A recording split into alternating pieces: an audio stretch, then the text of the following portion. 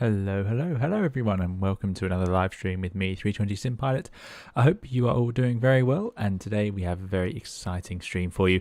We're going to be taking the flight factor Boeing 757-200 from here in Gatwick down to Figari, and we'll be using the brand new, not yet released, as far as I'm aware, not yet released RB211 mod for the Flight Factor 757 by our very own Carda Jowol, who's of course done many fantastic engine mod projects within X-Plane 11, and we've used the NEO mod from Carda last year, and now we're going to have this excellent RB211 mod. Now this one is slightly different, of course, because the RB211 is included with the Flight Factor 757, but the difference here is this is just a complete step up. So thank you all for joining us. We're going to take a look around the engine, then we're going to start up the aeroplane. We're going to do it slightly differently today. I'm not going to use the long-winded sort of procedures they provide. I'm going to just do it in sort of flows. Certainly don't try and copy this at home, but I'm going to see if I can get a Boeing into the air without, I'll do the checklist, but we won't use the step-by-step guide. We'll see if we can do them sort of as flows. So thank you all for coming along. Heather van der Veen, good to see you. And yeah, I agree, 757, beautiful aeroplane. FlySky Airways, I hope you're doing well. And C. Gonzalez, Dougal McTavish, thanks for coming and moderating. Good to see you here. Sven as well. Carda Jowol, thanks for coming along, who put the work into this. Richard V, thanks for coming and moderating. Mr. Espresso, good to see you. And Chickpoint, of course. Will, I'm at gate at 558. We'll check that in a second. I believe that was it. Dan J. Suresh, good to see you. Thank you for joining us. Victor Tango as well. Thanks for coming and moderating. Maxim, I hope you are doing very well. Thank you for joining us. And Stephen. Stephen says, are you filed Calvi on that sim? Is there a change? Oh, what have I done? What have I done? Stand by that. Yeah, let me just check. It's so bad for doing that. Right, okay, yeah, I know why that happens, is when I set these up too late at night. No problem at all. Let me sort that out. We need LFKF. Thank you very much for that spot as ever. That's very embarrassing. Soon to be resolved. Yeah, well, what we'll do is we'll get the airplane set up and change that flight plan around after we've looked at the engine. So thank you for that spot as ever, and yeah, good to see you, and thanks for coming along. DH Simulation as well, FlySky Airways, First Officer Jaden and Danny Rubel, good to see you all, and DH Simulations, I hope you're all doing very well. Something's wrong with the sound. Okay, is anyone else having sound problems? Let me have a look. Okay, should be okay. I have nothing on this end to say of any concerns, so yeah, not sure what's going on there. Right, Lauren V, good to see you as well. Thanks for coming along. And Wired Womble, I hope you're doing well. Ethan's Aviation, hello to you, good to see you. And Alim Ahmed, thank you for coming along. And Aerodynamics Simulations, sounds good for Victor Tango. Excellent. Right, let's get started. So this is X-Plane 11 for anyone wondering. And yeah, let's take a look around. So this is a mod. It's in the same way as the 320 NEO mods from Carda. You have to install it using the guide, but Carda does some of the best instruction guides. It comes in a PDF with the download for this sort of thing. So I've got basically no experience modding except for Carda's last engine mod, and I managed to follow it through. Just involves some files and applications, all that are included with X-Plane 11. So as you can see here, RB211 looking absolutely glorious, and I'm hoping on the stream that you guys can see the sort of the oil stains and the grime, bits of old de-icing fluid, things like that, just sitting on top of the engine that's sort of run down, and you've got those different patches sitting there in the background. This livery also was provided by Carda, but yeah, absolutely amazing. When you get up close to it, it looks absolutely great. You've got way more decals at much higher resolution than you had before, and I'm going to actually show you what this engine looked like before. So that is the default one. So it's fine, it's perfectly serviceable, but it pretty much has two stickers on it and this red warning sign written over and over again, and that's about it. There is a little bit of grime on it, but nowhere near the level of detail. So it's totally functional, totally fine, but yeah, it's not quite at the same level. And I've got a few of those pictures. So that was that one. Excuse me, I'll find another one. There we go. So let's actually, we won't jump inside just yet, but we will get a view. But you can see pretty plain looking. The pylon as well, very sort of sparse, not a whole lot going on there. So yeah, it's one of those things that really completes this. And this was such a famous engine, the RB211, of course. Oh, I'm not sure what's going on with my scenery there. The RB211, of course, such an iconic piece of design. The intake as well looks really stunning. You've got these nice sort of just lightly scratched edges going along on the chrome effect, which is also done to perfection. And then there's that fan blade. That's too much. Let's move over there. So the fan blade looking really nice. It's going to look great as we start it up and get it running. But that's got that.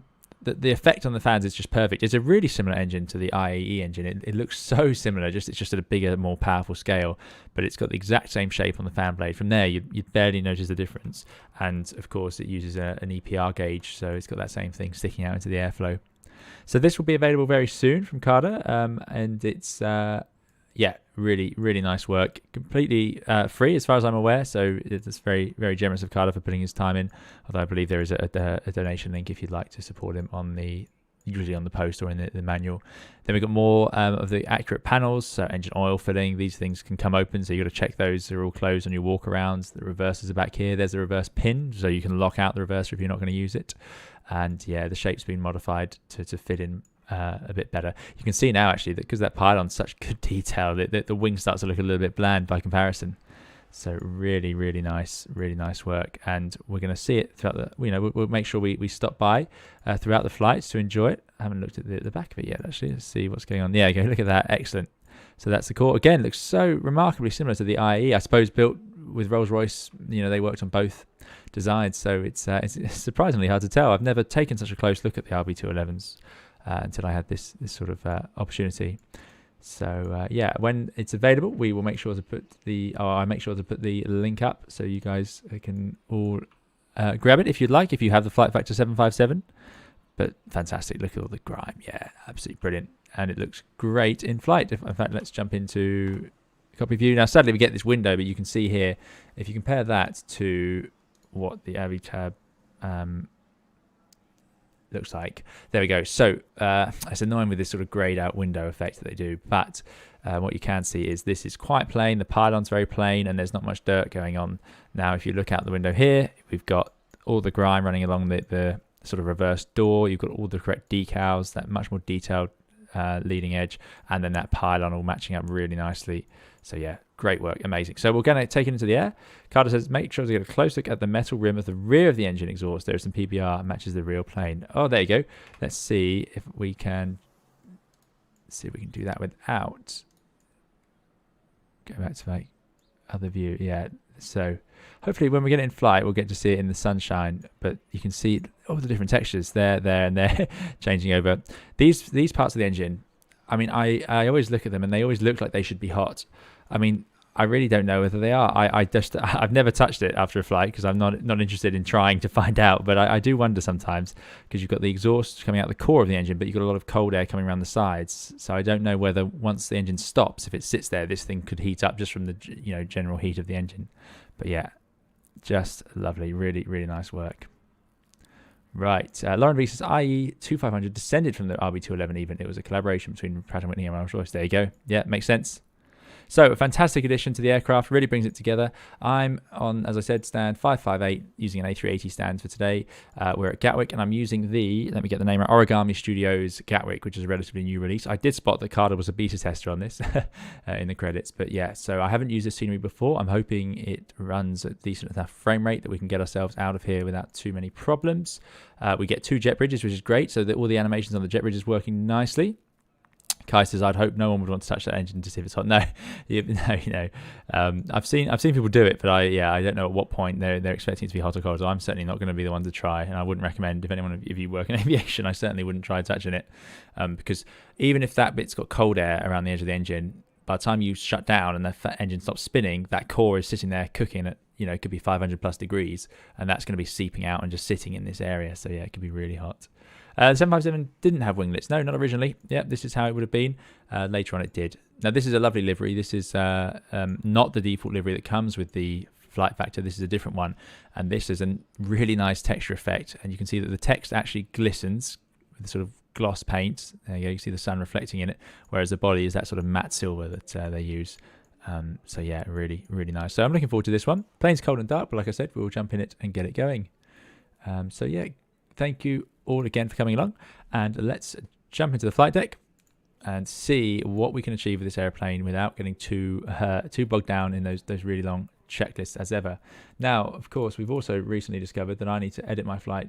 I thought I'd done this. I thought I'd done the correct flight plan, but yeah, I've not been very clever. So I'm just going to do a new flight plan for us, which I'm then going to have to change in Streamlabs and then refile it into X-Plane. Sorry, X-Pilot. So let me just grab that now. Goodness me, this is not very clever of me to have caused this. So I can save that into there. Good. Let's hope that Avitab picks that up. There it is, LFKF, which is Figari. There we go. So there is our flight plan. And now I'm just going to go to Xpilot and file the new one. Now, I was so proud of myself today because I thought I've done everything. I thought I've got the timer running. I've got the flight plan filed. I even logged in earlier to file the flight plan. I never do that. I logged into VATSIM earlier to make sure it was ready. And I carefully filed and made sure I had the right flight plan for the wrong flight. So that is typically embarrassing, but no worries. We're still going at 37,000 feet. That should be fine. So we'll save and file. So we've got a new flight plan. Final thing to do is I'm just going to tell if any of you would like to fly along, if any of you are joining me on VATSIM, the Streamlabs bot should wake up in a second. And there we go. That should give you the correct route. Vati2, good to see you. I hope you're doing well. Vati2's got no internet. Oh dear. So hopefully you get the back soon. Guru KN, you're not late at all. And yeah, great to see you here. Kai, good to see you, Kai. And Domingo Da Vinci says, it's been a good while since being able to watch the stream. Hope you're doing well. I'm doing very well. Thanks for coming, Domingo. We haven't streamed much lately. We've had a few days off, so it's good to be back in the 757 especially, which has been a long time. Right, enough talking. Passengers are going to be boarding soon. Let's fire this up. So we all know we'd have done our checks, of course. Things like landing and lever being down, engine switches are off. I'm going to try and use my thrustmasters. I've sort of got them assigned, but not very well. But I have got, good news is, my thrustmaster add-on pack working, no problem. So I've got throttles, I've got reverse, which works when the airplane's turned on for some reason, not when it's off. I've got speed brakes and I've got flaps all working on that. The downside being my flaps still have the detents installed, which has never worked too well. Tony Bomber, good to see you. Thanks for coming along. All is well here. Yeah, Cloudbot not waking up just yet. Okay, hopefully it does very soon. Yeah, so let us power it up. Battery comes on. All good. Standby power to auto. And we'll connect those buses. Not much for it to do yet. There's no GPU available. What I'm going to do then, let's fire up that APU. We're going to do this. We're going to do this, no problem. Whilst that APU is firing up, let's go to the ground. No, always get that the wrong way around. Airplane? No, sorry, ground. There we go. Right, and let's sort out the passenger number. So we are going to carry quite a lot of passengers for this one. We're going to imagine that people were allowed to go on holiday in the UK and weren't restricted. I don't know if any of you have seen Travel Day of Action today in the news, where the travel industry is asking for some clarity on the rules surrounding quarantines and so on, to hopefully do something to help get travel up and running again at some point. But yeah, so passenger number today, we had a fairly reasonable, it's about 170 odd. Where do they write that on this sort of default sim brief? I don't know, I've lost it. But anyway, it's about 170. So let's put in that. There we go. And the zero fuel weight, we want it to be in the region of 78 tons. So that's about what it is.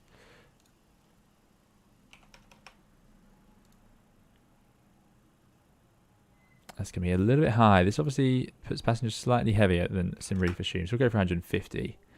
There we go. Okay, that's looking a bit more reasonable. Good. And fuel required. This needs 11 tons. We're going to top that up. I think we'll go with 14 tons. Let's be suspicious. Let's go for 14 tons. Superstitious, sorry, not suspicious. There we go. So we're going to load that, and it's no doubt going to give me a warning about something I haven't done. Let's see. Loading the plane. Unbelievable. It actually worked. That's great. So we're going to need this later for the performance, but otherwise that's okay. So that's the airplane loading. We can get rid of that. And let's go to the checklist. So here's our pre-flight checklist, which we'll run through in a second. Right, APU is set to run. Fuel's going on. Let's connect to the APU generator and get all these buses online. I'm going to turn on the generators now, because otherwise I'll forget later. We may hear from the co-pilot, although she's already gone to bed. She's slightly later start to the stream, so she's already asleep. So yeah, it's Not too surprising, but that is what happened. Guys, if you are enjoying the stream, do please hit the like button. It makes a big difference. And yeah, we had a few additional dislikes before the stream started, which is always fun. Right, let's come up here and let's work through the flows in a similar way to what I would in the Airbus. So we're going to go to nav. They go on DC as they check on the battery, and then they go to align. Your damper can come on. EEC to norm, please. Hydraulics, we don't want to start the electric pumps, but we'll turn on the engine pumps. I won't start any electric pumps until we're ready to pressurize the hydraulics. Let's turn on some lights. Interior lighting, always good when you're streaming, I find. APU's on, and we're running it. That's absolutely fine. Nothing to do up there. Good. Let's move over to this center panel.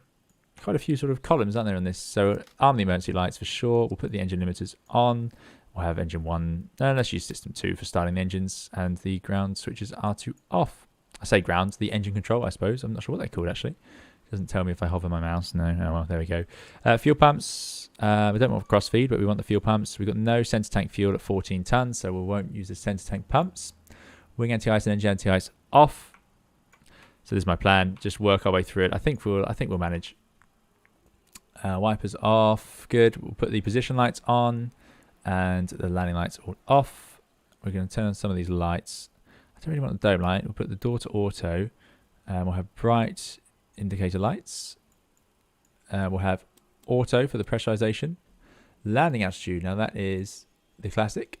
Seeing as I didn't actually get the right airport for where we were going, it's going to be a good job, or I really better check. I think I have a funny feeling it's near sea level.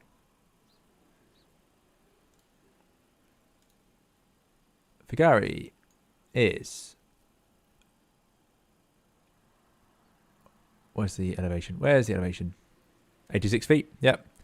So we'll scroll this right the way down.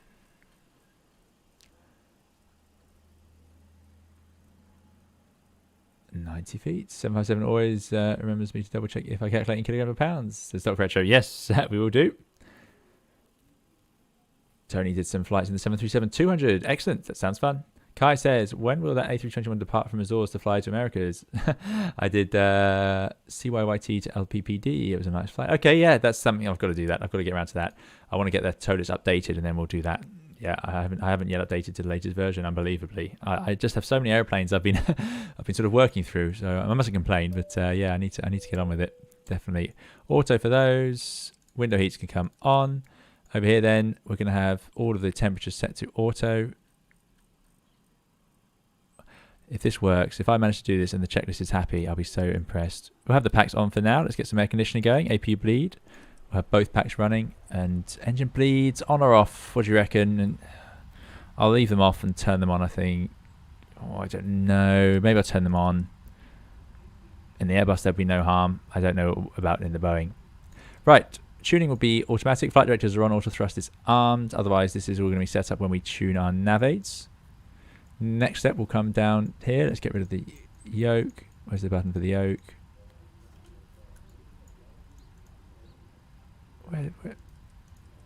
Where's the yoke gone? Oh. I feel like it's one of these. Anyway, let's get some more lights on. Good. Right. Anyway, altimeter needs to be set. So let's grab the Gatwick weather.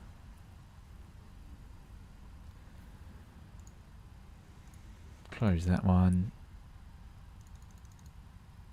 Oh, there it is. I think if I press that, there we go, and refresh. QNH 1022. 1022. And then if I press that, that goes across to the other side. 1022. And on the standby, let's put 1022. There we go. I put the auto brakes to RTO. I don't see why we can't do that now. And Ethan's aviation. Yeah, I agree. Nice to be in the 7.5. It's been a little while. Now I'll put this computer to auto, which is the middle position. I'm going to put the engine display up there because I'm going to need that. I can check status. We've got hydraulic quantity. We've got APU and oxygen pressure all looking good.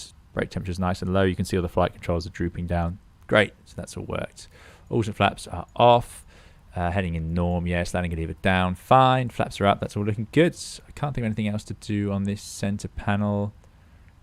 You guys will tell me, I'm sure. You guys are very good at this. Right, get rid of that armrests. Good news is my parking brake works as well with the thrustmaster set. I'm very happy about that. We'll do the FMS in a second. Weather radar is off. I've got on the backup 126825, which should be Gatwick. NDB is not tuned. We'll tune the navigators when we need them. Transponder to standby. I think that's pretty much it. You would, of course, do your fire tests and so on. But, yeah, we've never been good at that. And in the 757, we can do an oxygen test. There we go. For those of you who like tests, there is one completed. I think we're in a good place. So it's time we load up the CDU. Otherwise, the plane will get pretty upset. It wants the IRS position. Yep, we will do that. I think we have an up-to-date database. Look at that. I've managed. I'm very happy with that. Initial position. We are going to, I think if I go next page. No, there's no GPS position sitting in the background somewhere. Okay, no problem. We'll go Echo Golf Kilo Kilo. And we're going 558. Never works. No. So we'll forget that. Let's put it into there. It did work on the CRJ, I believe, which was great. And then we'll go routes. We're starting from Gatwick. We're going to, as you guys identified, Lima Foxtrot, Kilo Foxtrot. So that goes in there. Laura, good to see you. Laura says, hello, I'm going back into alert mode when I'm playing something. Well, thanks for coming along, Laura, and I hope you enjoy the stream. William says, what happened at the start? Yeah, sorry, running a little bit late today. Running a little bit late. Sometimes things do get in the way, sadly.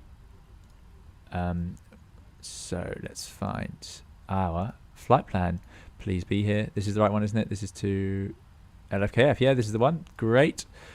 So departing, we're going to find out the runway in a minute, but we are going to be the, let me get the right flight number, Chanex's code. Oh no, what was Chanex? EXS, there it is. It's funny, I've typed EXS about at least 4 times today, and I've forgotten it every time. There we go, EXS, activate. IRS nav only, that's fine. Execute. Well, I hope that's fine. Should I put them into nav airline? No, I think that's fine. Yeah, all good. Right, so there we go. And then magic of Boeing's, it takes us through step by step. So I can actually just plug in the gross weight like that, 92.6 reserves, which is going to be alternate and final fuel. So that's 3.9 tons of fuel. Quite a lot of reserves today, 3.9 tons. Cruising, 370. Costinex, 91. Goods. Unable, not sure why, we'll find out. We're going to take off. I'm surprised it hasn't asked me for a route yet. Oh, it has asked the route. No, we need to type in the route. There we go. So it's a bit tricky because we're going via Seaford. I know that. Let's jump to the next page. There it is. So Seaford. But it won't let me do that until I have a departure arrival in. So really, it's time to grab that Gatwick ATIS. This is going to get a bit difficult otherwise. So here we go, Gatwick ATIS. They are on information kilo, and they're using 08 left. That's the important bit really. We just need 08 left. They're using an RNAV on the 08 left. It's dry. Well, obviously, which is good news. A lot of airports report the runway state even if it's dry. It's quite common, so I'm not having a go at Gatwick there at all. Surface wind is variable at 2, so very calm, very nice, pleasant day here in the UK today. 20 degrees outside, QNH 1022, which is what we need. Good stuff. Right, so easy then. Departure, arrival, runway 08 left, and we just need to find the Seaford 9 Whiskey. There we go. Execute that. Now we go back to routes. Next page, Seaford, and then we're going to just follow this. So Yankee 47. We're going to take to Benbow. What have I done wrong? Oh, there we go. Oh, it's disappointing it deleted my airway though. Yankee 47.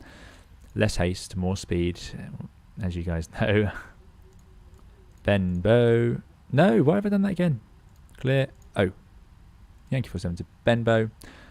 Upper Lima 612 to Resme. This is going to be very familiar to this channel because we've done this sort of route a lot. Upper Mike 728. And then we're going to take it to Colon.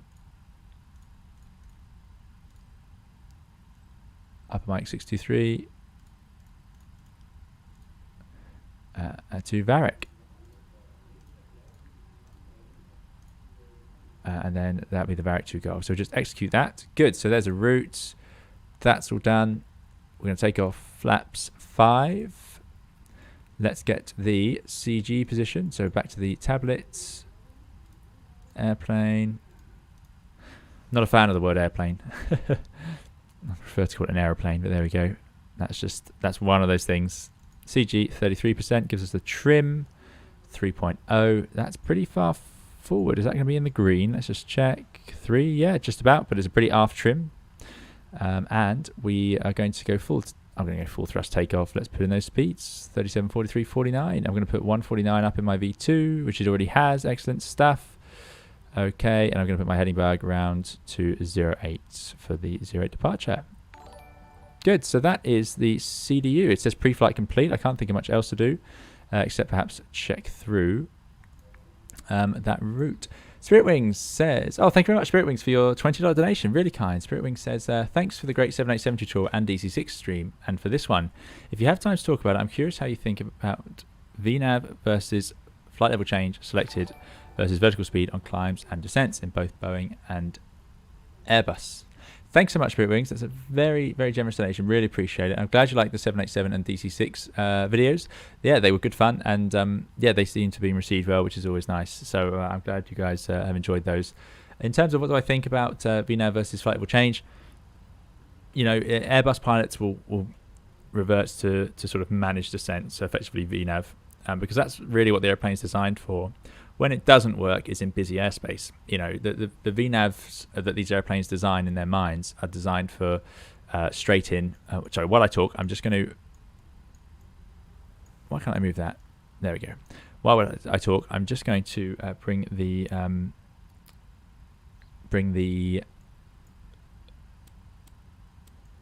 flight plan up, go to our legs, and then step through. There we go, out. Ordering it down to Seaford. Great, so that's the sit checked. Yeah, so it's a case of, in an empty airport, I would use managed descent, VNAV, whatever it's called in the airplane you're in. That would be my default unless told otherwise.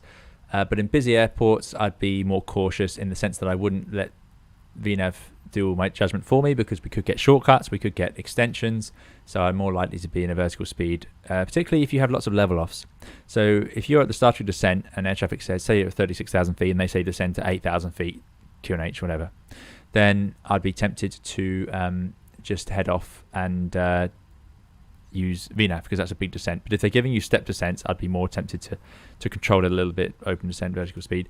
The only difference is if you go into open descent at this from the cruise, especially in the Airbus, there's a tendency for it to run over speed. It puts the nose down a bit too quickly and can end up diving down. If there's any turbulence, you can end up in an overspeed. So a little bit of caution needed with open or VNAV descents at the start. Whereas with VNAV descents or managed descents, but with open or vertical speed, you have a little bit more control. But using vertical speed for any sustained period of time is usually not the right idea unless you're trying to shallow a descent. Vertical speed is good for sort of finessing the last few thousand feet. If you're doing a big descent, you wouldn't normally be using vertical speed in a jetliner anyway. But yeah, thanks so much for the donation, and I hope that answers your question. Spiritwings, thank you. Okay, so time to show the last bit we need to do really is just prove that we know the chart. We have to at least look at it. No, not chart, airports, there we go. So it's not that.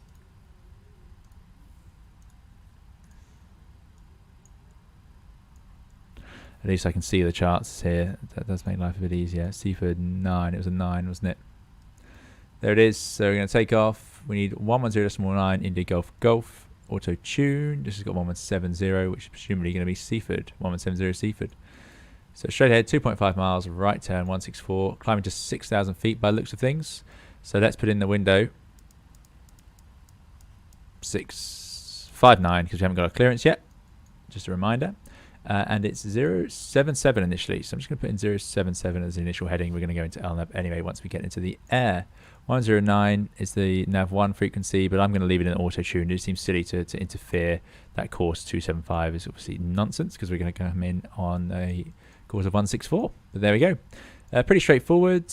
Bit of noise abatement, bit of a long taxi. So without further ado, let's do that checklist. Let's call up air traffic and join the massive queues. Oxygen chested, pressurization is to auto, flight instruments Test, parking brake is set, fuel control switches are cut off, gear pins are removed. That's the pre-flight before start. Fuel check, we have 14 tons and we have it in the right place. That's what we wanted. Passenger sides are set, windows are locked, MCP is set, takeoff thrust, we're going full thrust. Let me just check that I need to do anything different here. Nope, it's all good. Takeoff speeds check, CDU pre-flight complete, rudder and add-on trim set, taxi and takeoff briefing complete, flight door locked, red anti-collision to come on. So that's all saying we're in the right place. Time to speak to our traffic. Here we go. Ollie, good to see you. Thanks for coming along. Dana J says, that's good info. I always get confused with those during approach. Oh, good to know. Yeah, thanks. Glad it helped. Right. No, I'm on VATSIM, not IVEO. Let's find the frequency. Make sure we're on the right one. So Gatwick approach 126825. I think that's the only one. There we go. Why can't I hear anyone? Always a suspicious sign. There we go. So let's write it down so we sound like we know roughly what we're doing. We're on stand 558 QNH 1022 to Figari. Gatwick, good evening. Chanex 281, Boeing 757, stand 558 QNH 1022, request clearance Figari. Chanex 281, Gatwick hello, cleared Lima Foxtrot, Kilo Foxtrot, Seaford 9 Whiskey departure, squawk 5660. Clear to Figari, Seaford 9 Whiskey departure, squawk 5660, Chanex 281. Chanex 281, correct. Chanex 281, we are ready, request push and start. Chanex 281, push and start approved. Push start approved, Chanex 281. Great. Push start approved already. So, let me know how the audio is, guys. I don't want it to be too loud for you, but we've been cleared for push. So, let's get that red light on. That's done. Next is before taxi, so let's close that. We're not using the cheat checklist today, or the, I should call them guides, really. What we do need to do, actually, is go back to our airplane. Doors are all closed. Just check that's worked. Let's remove all ground equipment, and just like magic, those jetways are moving. Now, I really didn't know that would work so well. Abby tablet, we're obviously going to have to face south, so let's bring up.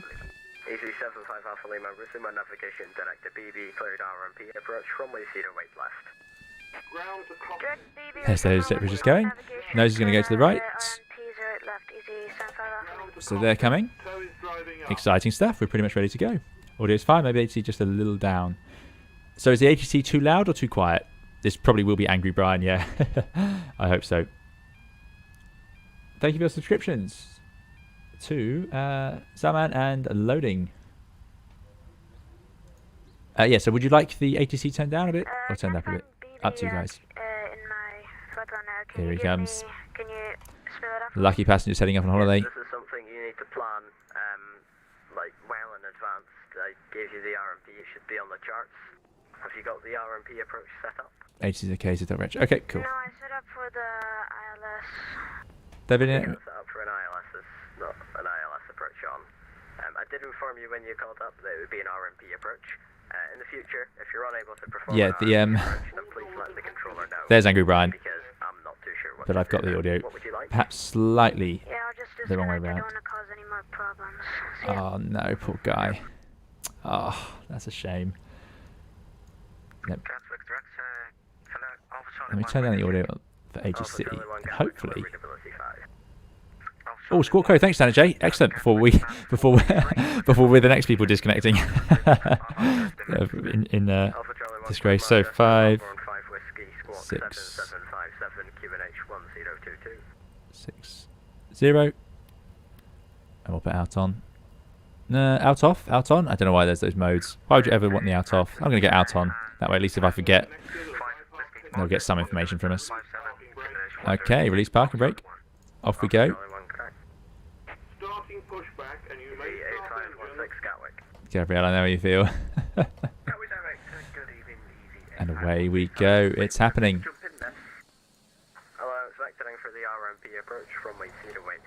Look at those engines. Just glorious. Left 285 and descent 70 for EV 8516, and yeah, we're expecting the short runway. Pardon? Doesn't matter. I was just trying to be entertaining about using the shorter runway for a change. Oh, sorry, I didn't hear you.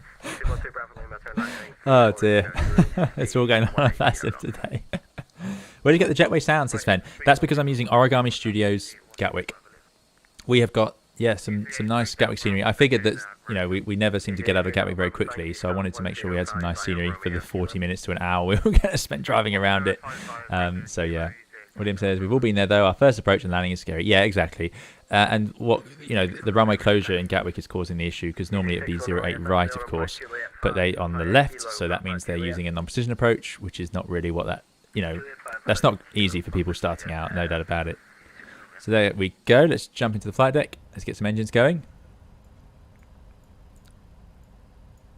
Start engine 1, put it to grounds, N2 spinning. So that bleed seems to be working just fine. Packs would be off though, I believe, to try and get the pressure up, otherwise it won't spin fast enough. There we go. Should have done that first for sure. 25, and now hopefully run. There we go.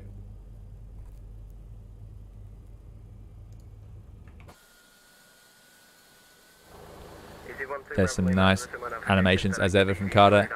So I'll try and show you at the end the shutdown. There we go, we can set the brake.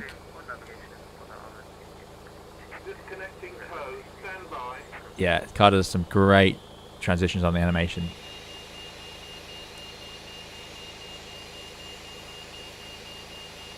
Nicholas says 757 is truly great aircraft. I can't wait to have it in Microsoft Flight Simulator. Yep, it'll be great in Microsoft Flight Simulator, I'm sure. But it's great in X-Plane. It is fantastic if you happen to have that simulator at least. There it goes. Goodbye, ground crew. Engine looks pretty stable.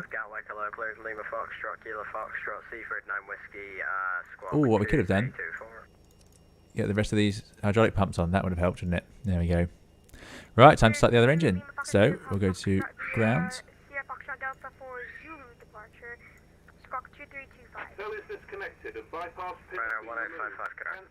I agree, Andy. Yeah, it's, you know, it's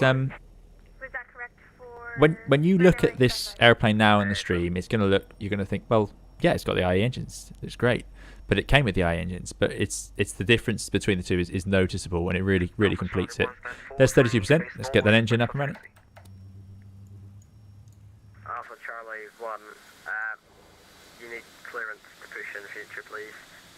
You don't appear to be squawking either. Just ensure you're squawking the code. Oh, thank you. Thank you to you guys for helping me with the squawk there. Oh dear. Oh, I'd have been in trouble. I've got mode C on as well. Just checking I've been in trouble for that. 08 left today, Pavel. 08 left.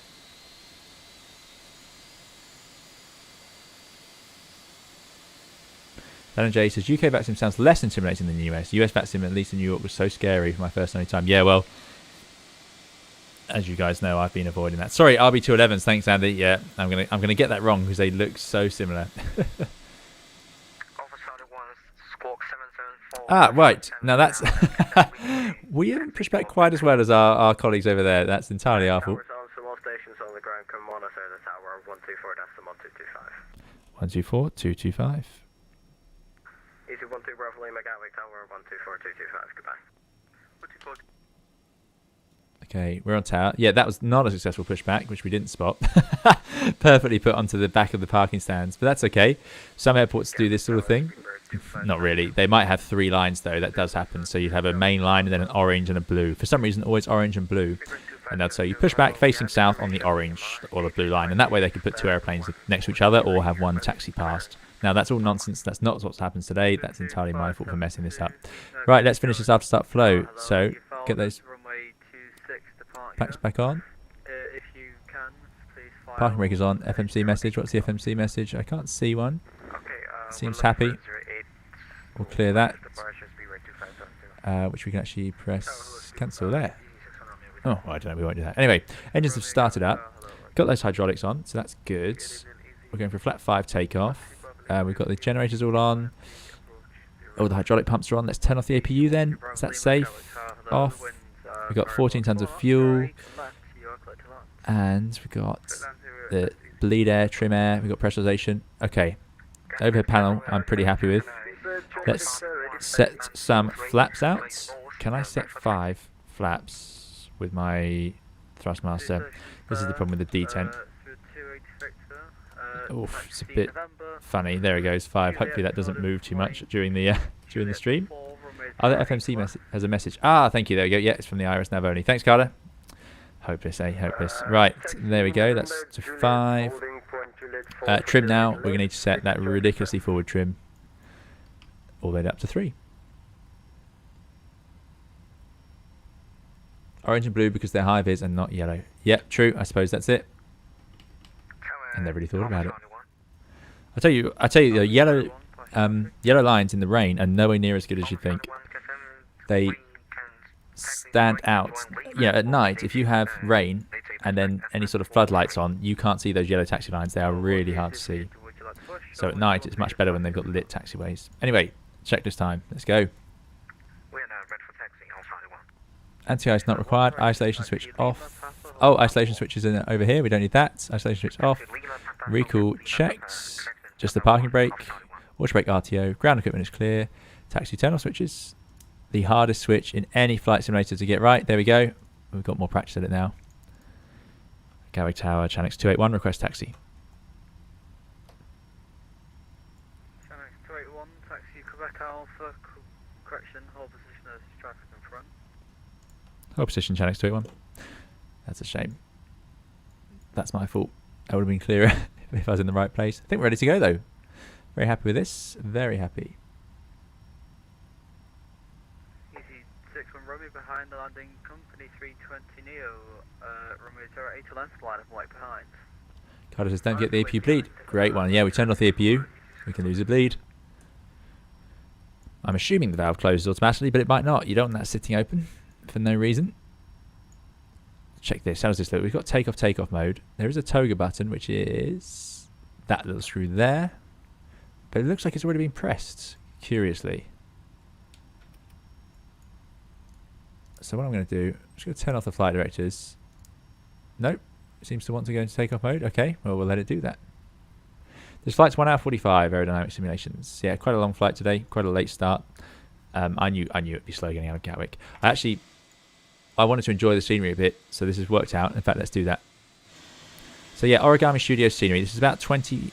I say £20. That's what it's listed as on the Innie Builds website. So apologies, everyone. Prepare for a little rant here. I have mentioned this before. So you go to the Innie Builds website because I'd heard about the scenery, and it is fantastic, by the way. So this is Origami Studios Gatwick. Look at this. This old red terminal.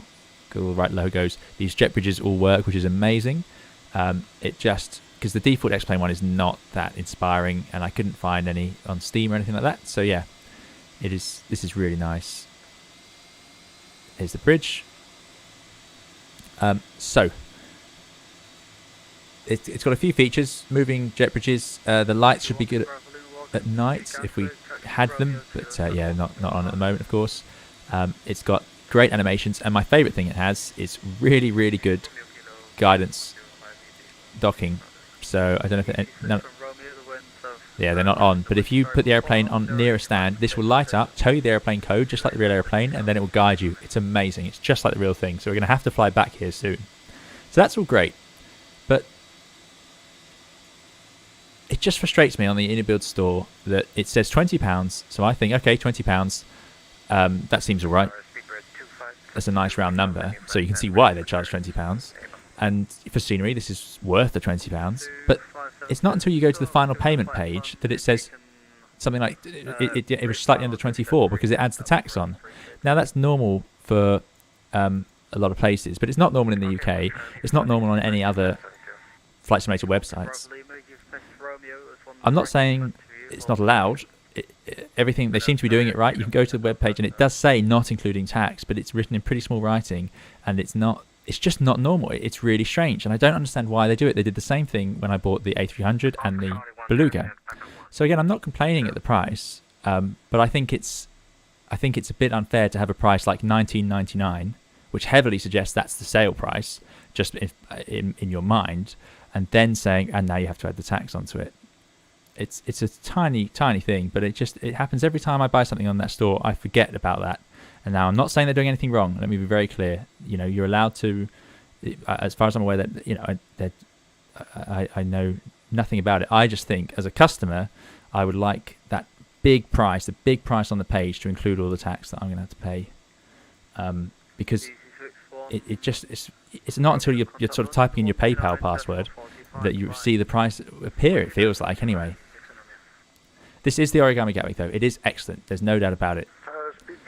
No doubt about it. It's lovely, and it's got so many animations, so many good textures. I'm not sure what's going on here.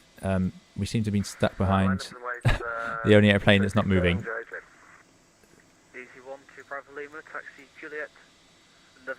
After this now, I don't know if they've called up yet.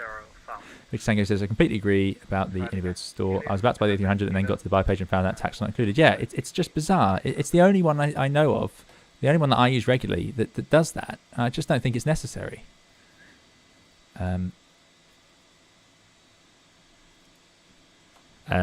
281, we're able to make a right turn and go the other way around this little cul-de-sac, if that helps.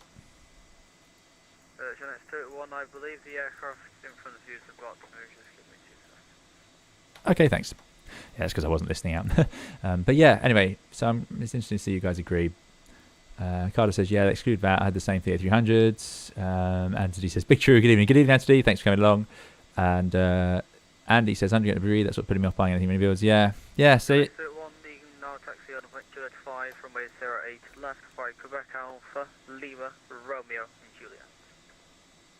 Taxi Juliet 5 for 08 left via Quebec Alpha, Lima, Romeo 5, sorry, to Juliet 5. Chanex 281. Let's see if I can work that one out. Alpha, Lima, Romeo, Juliet 5. Apologies, Quebec Alpha, Lima, Romeo, Juliet for Juliet 5. Thanks, Chanex 281.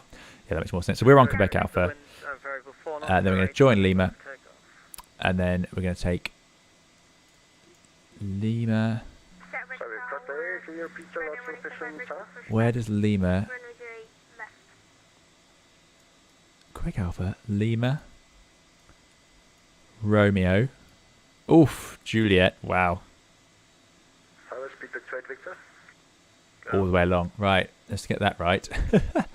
Hopefully the plane in front moves. It's not moving. I don't understand this. This is a bit unusual to get stuck with this. But anyway, yeah, I'm glad you guys agree. I thought so. As a customer experience, I don't think it's necessary. I think I'd rather see the price right away when I arrive at the store. Now, I get that it must be different in other countries. I'm sure, you know, the chances are that there's a reason behind it that I don't know, but still. Says, especially as you said, when the price is set to $19.99, you expect it to be the full price with VAT. Yeah, exactly. That's the thing, isn't it? Carda says, I did push to make sure all stands have those parking guidance, plus the scenery is built with the help of airline pilots that fly there regularly. Yeah, it's excellent. Thanks, Carda. Interesting. Okay, in a second we're going to take the Liberty. So, brakes are released. Brakes are checked.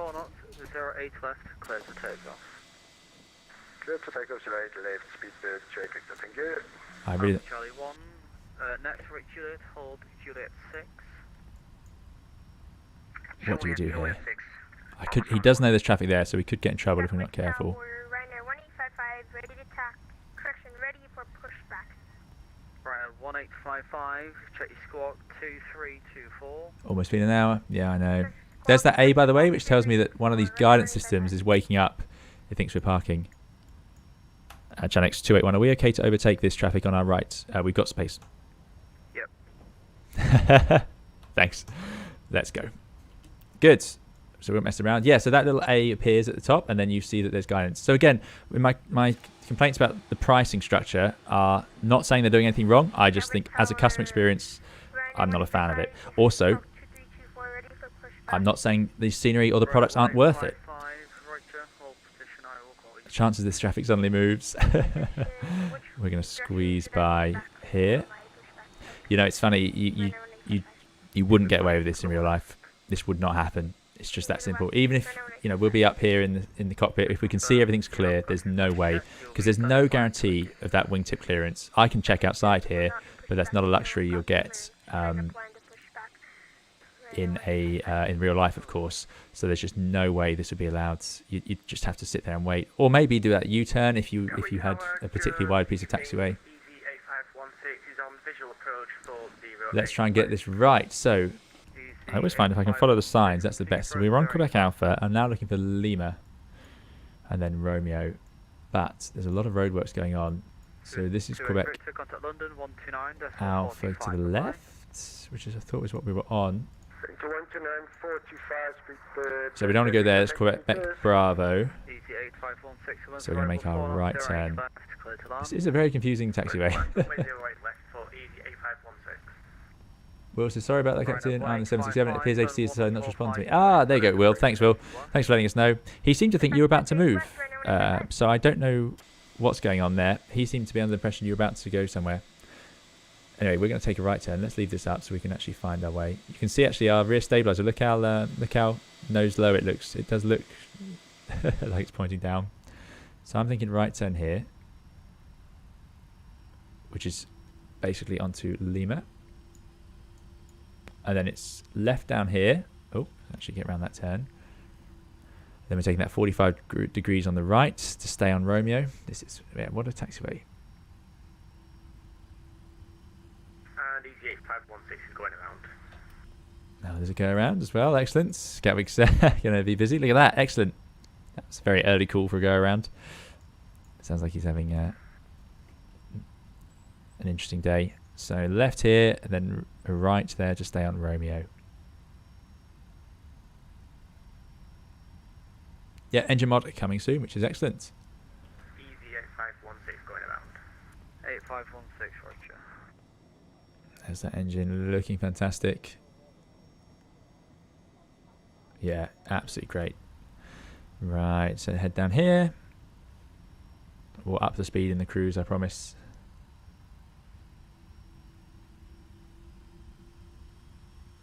Let me know how the audio is, if you can hear the engines. It's such a shame the taxi charts in Navigraph do not know to see the aircraft position. Yeah, it's strange, isn't it? The ground chart does, but not the parking stands one. We're going to need to swap over to the airport chart, actually, so let's bring that up while we're here.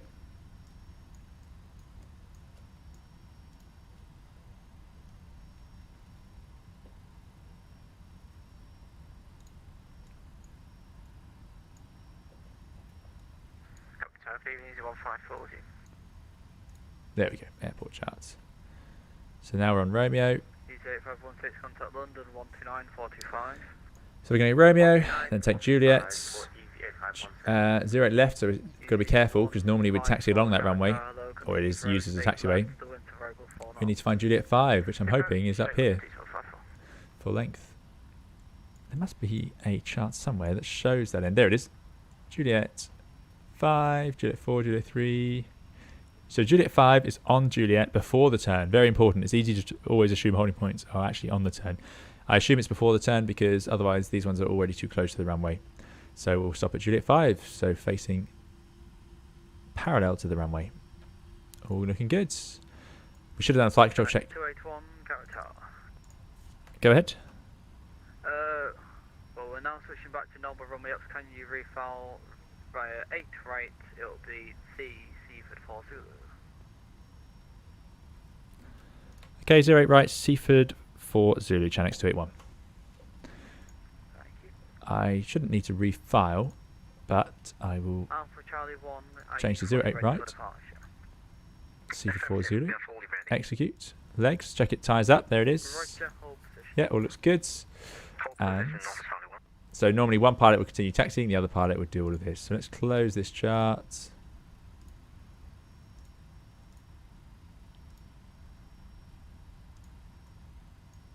Seaford 4 Zulu. And 6,000, 6,000, 6,000, 6,000. Some Gatwicks have a strange sort of level off. There's 6,000 feet in there. Right, now we're looking for Juliet, which is going to be right turn here. Yeah, we can just see as we cross over that line. It's all clear outside. We can actually finish this once we're pointing down the long part of the taxiway. Thanks for your subscription. Sorry that I missed that. 129.45, thanks. Alpha Charlie 1. Ah, yes, I could set up wing views outside without that windshield effect. Yeah, that's a good idea. Yeah. Thanks, Connor. I'll actually I'll get that done for the next stream. Good idea. So we're still going to go to Juliet 5. There's no change to our taxi clearance. Go. We've got close one. The wind now 180 degrees, 8 knots, 08 left, clear to land. Good. Right, let's just check that departure. I doubt there's anything exciting. 6,000 feet to level off. Straight ahead to KK 03. If we check our plan. How do you go back to sort of the start of the steps? Is there a way to do that without having to scroll through like this, which is can't be the only way? So it is 03, 08, all the way down to Seaford. And off we go. So that's all done. All looks good. And auto tuning Seaford still 1170. Pretty reasonable. Performance now, we would check again, although it seems to not have made any difference, so that's all fine. Because of course the big problem with changing runways is that your clearance will change, your performance will change. So 6,000 feet in the window. Thank you, James, for your subscription. And Shlomo, thanks for joining us. I hope you enjoy the stream. Let's get this over here to map. So yeah, 08 right. We've been on the ground so long. Here's the EasyJet coming in. Oh, I've got the detents installed on my thrust levers. It's not very clever. Let's get that ground speed up. We're only doing 13 knots. Come on. I want to do 30 knots here. I don't know what the 757 would do in real life. I know long-haul aircraft wouldn't do... How do I get rid of that? There we go. Yeah, I know long-haul aircraft wouldn't do 30 knots, but on short-haul it's quite common. So that's what 30 knots looks like. Yeah, you feel it. The 75 doesn't seem to accelerate on its own. You see it actually is losing a little bit of speed, 25 knots. So we're going to stop at Juliet 5. Sorry this is taking so long. Carda says click next page button. Ah, next page. That's what we should have done. Thanks. Kim says, what rudder pedals do you recommend? I'm using the Thrustmaster one, but it's so weird. Which Thrustmaster are you using, Kim? Depends which thrust. There's a couple. If you're using the sort of more basic one, I'm not the biggest fan of that particular rudder pedal set. It doesn't suit me. I find that the basic one has pedals too close to each other, and I can't ever feel the center point of them. I find that I don't know where the center of the rudder is, which is really confusing. I currently use the Logitech SATEC rudder pedals, which I find are further apart, which is easier for me to use, and also I can tell when I've reached center much more easily. I'm using the Thrustmaster TCA throttle, which luckily does work with this. I'm very happy about that. Yeah, you see we're slowly losing speed. I wonder if the real 75 was like that. I find it hard to believe considering the IAE Airbuses are prone to just accelerating away. Alright, there's Juliet 5. Yeah, well, we wouldn't normally do a Gatwick flight. We must do the flight control check as well, of course. Oh, there's the CFG. But these days, I have noticed a trend that a few less people fly along than they once did, which gives us more option to use Gatwick again. Because the problem comes when we all arrive at once and we'll try and head out.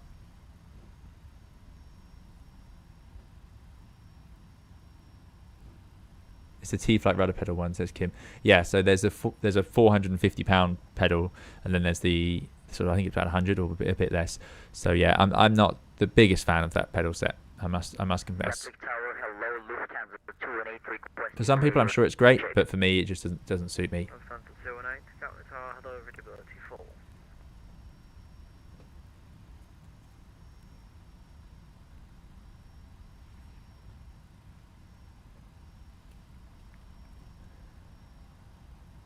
The RB211 has more push than them, but it's heavier, so there's more pull to them. Yeah. Oh, better stop here before I start reading comments.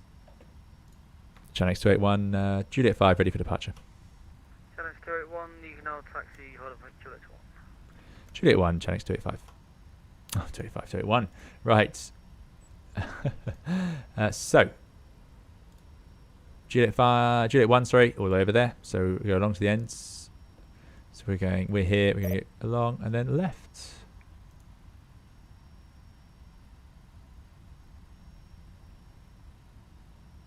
Good evening, Scuba 22 Kilo Victor, you stand Said by Juliet, so yeah, that's not the left turn here. Oh, someone going to Ibiza, there's a nice destination. And he says, once I'm unemployed, I'll be able to fly along if you stream on a Thursday evening, says Andy. Yeah, I've been meaning to send a message to Andy, but yes, I'm so sorry to hear that. I really am. It's such a shame, and it's, yeah. I saw your messages just earlier today. In fact, I've been meaning to say something. But yeah, thanks for coming along to stream, Andy, and I hope it sorts out for you. I'm sure you'll find something excellent to do with your time. But yeah, that's a real shame.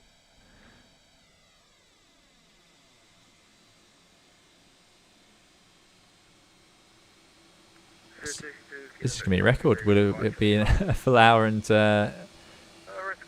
15 into the stream? Although we did start a bit late, but yeah, this is going to be one of our latest ever. This airplane just doesn't move. I'm a little bit surprised how much thrust I'm having to keep going for. Not whinging. Love the 7.5, and I do like this scenery. I think Origami Studios have done a fantastic job. Taylor, thanks so much for your $10 donation. Really kind, Taylor. Taylor didn't say anything, so if you do type a message, really appreciate it. That's very kind. Thanks for supporting the channel. Thanks for coming along today. Taylor says channel is at 3,907,135,000 total views. Can we have a 4 million long haul or other specialty flight? I've not thought about that, Taylor. I've not thought about that, but thanks so much for the donation. It's possible because our 50,000 subs, if we ever get there, would be a Concorde flight. Yeah, it's one behind the landing, United 737-900, runway 08 right to line up and wait behind. Pioneer United 737, line up and wait 08 right behind, Chanix 281. Right, so let's get to the holding point. Rhino 1855, next left, next right, hold at Juliet 7. I'm going to stop here. Next left, next right, hold short Juliet 7. Should be a 737 on final. There it is. Right, we've done our flight control checks. Let's pick up the checklist before takeoff. Takeoff briefing reviewed. Packs auto off. Flaps are set. Let me just check that they're definitely set to 5. Yeah. Stabilizer trim set. Flight controls checked. Cabin secured. Taxi turn off switches off. And we're going to put all the lights on. Alright, let's turn them off. Next left, so the next left and then next right. Right, let's watch this landing because that's the law. Copy that. Right on 855. That's not a very very convincing image. We're going to miss it. Go on camera. You can do it. No, you wouldn't do this in Gatwick. You'd be getting on the runway. But there they go. Lovely. That all looked very nice. So we'll release the brakes. We'll get the rest of our lights on. We'll get those landing lights on. Check it's clear on the approach, which it is. So for takeoff, we've got flaps, we've got trim. So all we're going to do is move the thrust levers forward. And then we're going to hit that toga button there. And let the auto thrust engage. We'll go toga takeoff.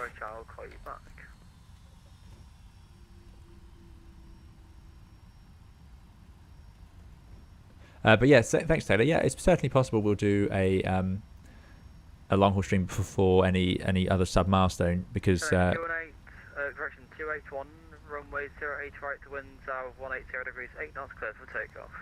Clear for takeoff 08 right, Chanix 281.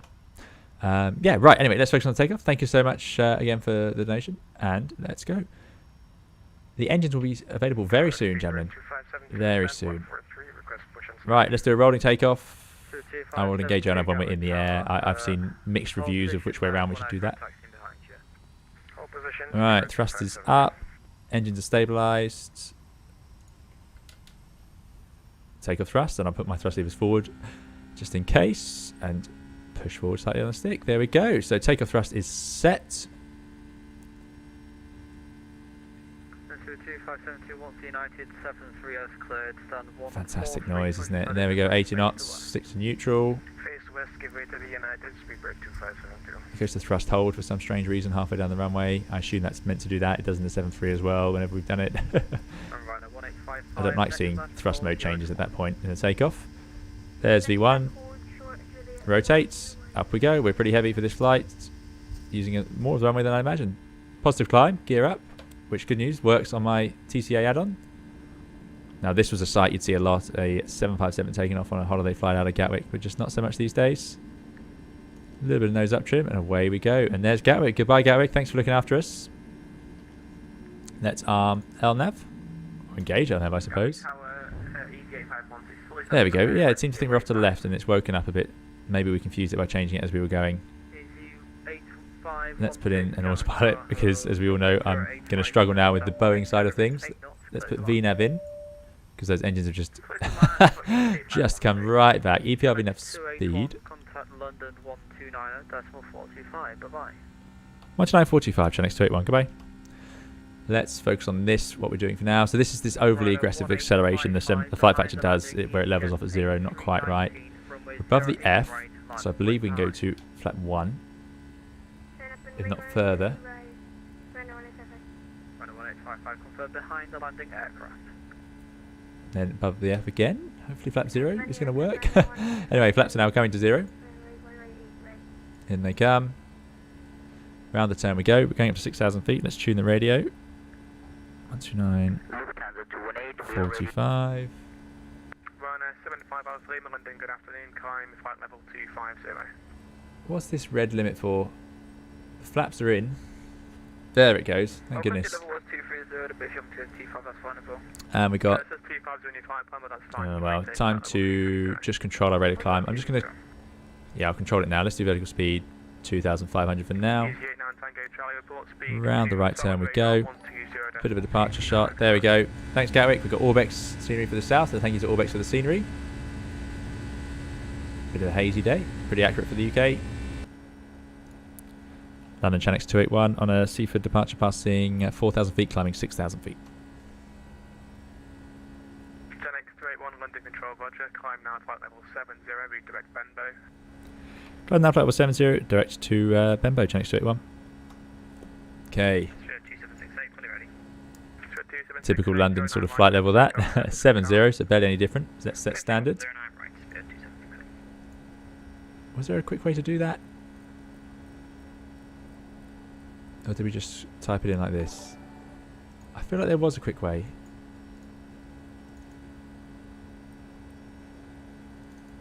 Oh well, 1013 and set across. So we're going up to flight level 70. And direct to Benbow. Direct. Benbow. Go. There's the line. Looks sensible. Executes. And off we go. Right, let's get the rate of climb under control. Oh, that's a bit much. We'll go for...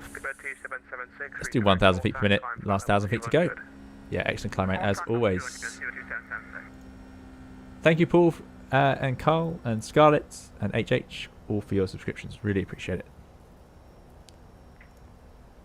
Gatwick is closed for the next 5 minutes due to wake turbulence from departing 757. Yeah, exactly. From that really heavy, slow 757 heading out. Let's enjoy Carda's hard work. Oh, the sun's on the wrong side there, but still, it's such a step up. It looks absolutely glorious. Sounds great too. Quick way to double click. Yeah, I thought so. Gemini says, I find if I arm VNAV and LNAV on the ground, I don't get that spool down of the engines. Okay, interesting. Should have done that. The Magic Zulu just missed it. Should be able to rewind if you want. Pete says, fantastic climb rate. Love the 7.5. Yeah, toga thrust takeoff in the 7.5, no problem.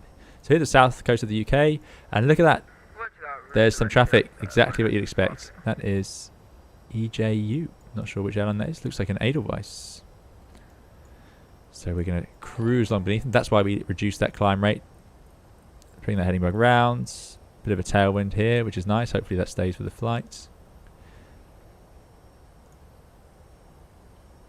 Thank you, Jay, last for your subscription, and Hayden, if I didn't say so.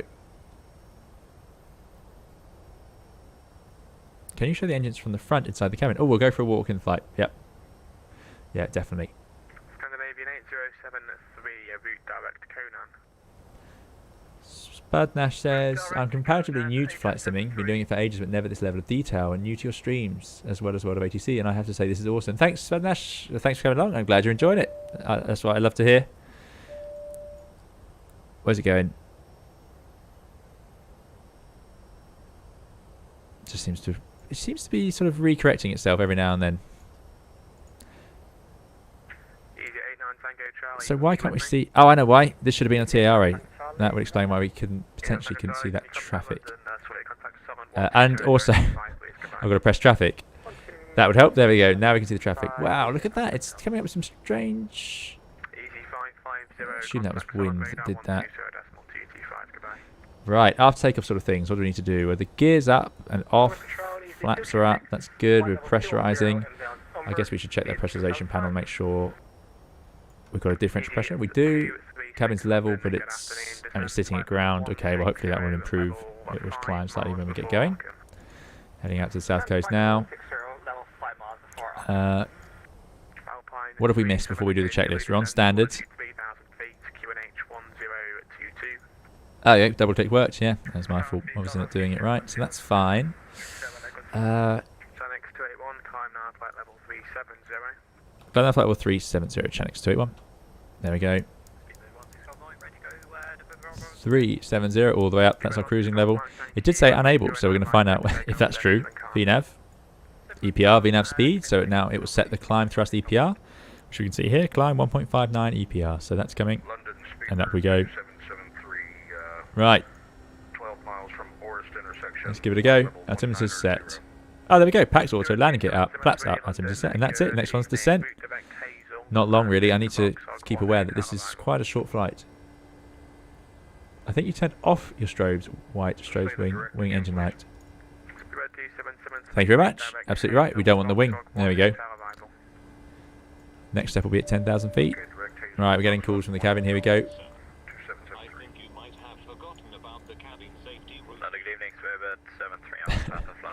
Yes, he knows.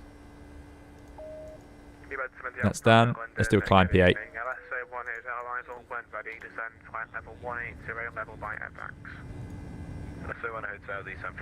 Thanks, Carda.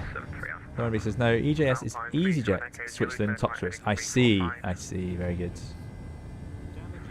Crown Drive, good to see you. Donald Hoskins, thanks for coming along. I hope you're doing well. Aspect this is X-Plane. X-Plane 11.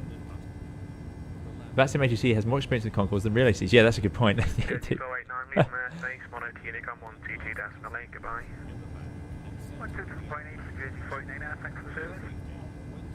A verified Carl Jacobs subscribes to Takeoff. Should I know the name? Seabird 16, Golf Mike, thank you. Climb now to flight level 150. Flight level 150, Seabird 16 Golf Mike. So CSLs, which is that's the packs that you use to show the other traffic in VATSIM. CSLs make 737 flaps fall off and Airbus spoilers stick off. There we go. All sorts of strange things. Victor Tango says, so we can show the captain flying the Concorde. Please show your love to the channel by smashing the like button. Thanks, Victor Tango. And thank you all who have hit the like button. Randy says, hi, love from India. Thanks for coming, Randy. Andy says, it's fine, boss. Going from packs to freight just like Captain Joe did when Air Berlin went bump. Ah, excellent. That's good to hear, Andy. Good to hear. Flight level 80, direct Tempest, 8885 November. Easy, 236, speed 250 knots, descend flight level 120. 250, descend 120, easy 236. Shutdown 85 November, speed 250 knots or greater. Speed 250 knots or greater, Shutdown 85 November. Easy 37 Echo Zulu, turn right heading 040 degrees, cleared island approach runway 08 right. 040 good ILS 0 right, 7 Echo. Planet Center Ryanair 170 with you, flight 1210 on for 270 knots.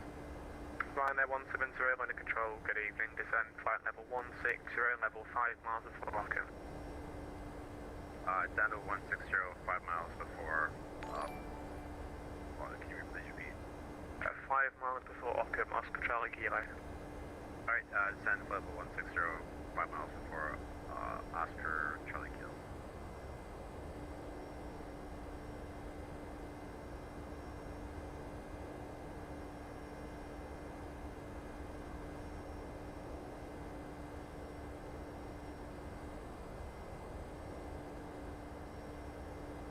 Seabird 2773, when ready, descend flight level 130, level by Hazel.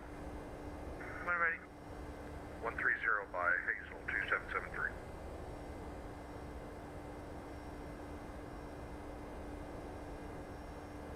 Scandinavian 8073, redirect Coxie.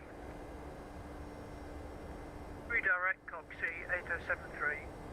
Alpine 37 Echo Zulu, contact character 124.225, goodbye.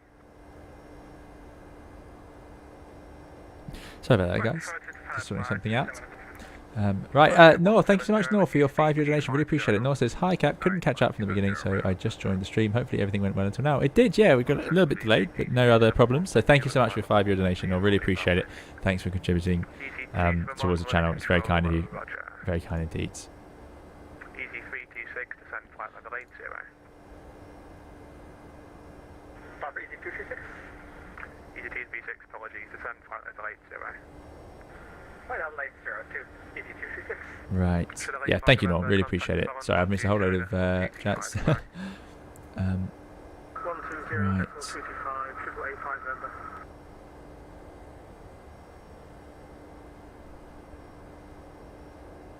Daniel says, hey, love to see more content from a real life pilot. Thanks, Daniel. Thanks for coming along. This new engine mod. So. 1228, Chinese 281. Bye bye. Right, let's onto Unicorn we go, and yeah, let's have a flyby. So these are new shaped engines. Oh, they do look great. They do look a lot better. They're a new shape to the engines, and they are newly textured. So these are by Carda Jowol, and it's done an incredible job on them. They do look significantly better than the default ones that come with the aircraft. There's RB211s included, and in the mod you get the RB211 535E and E4, or E/E4, I'm not sure, they seem to be the same basic engine. And then also the RB211 535C. So the C obviously came before the E, which is the variant we have here today. We got the newer version of those engines, which was developed to compete with another Pratt & Whitney engine. So yeah, that's what these engines are for, and I mean, just look at them, absolutely glorious. And as I said earlier, they were defining part of the 757. They were part of the 747.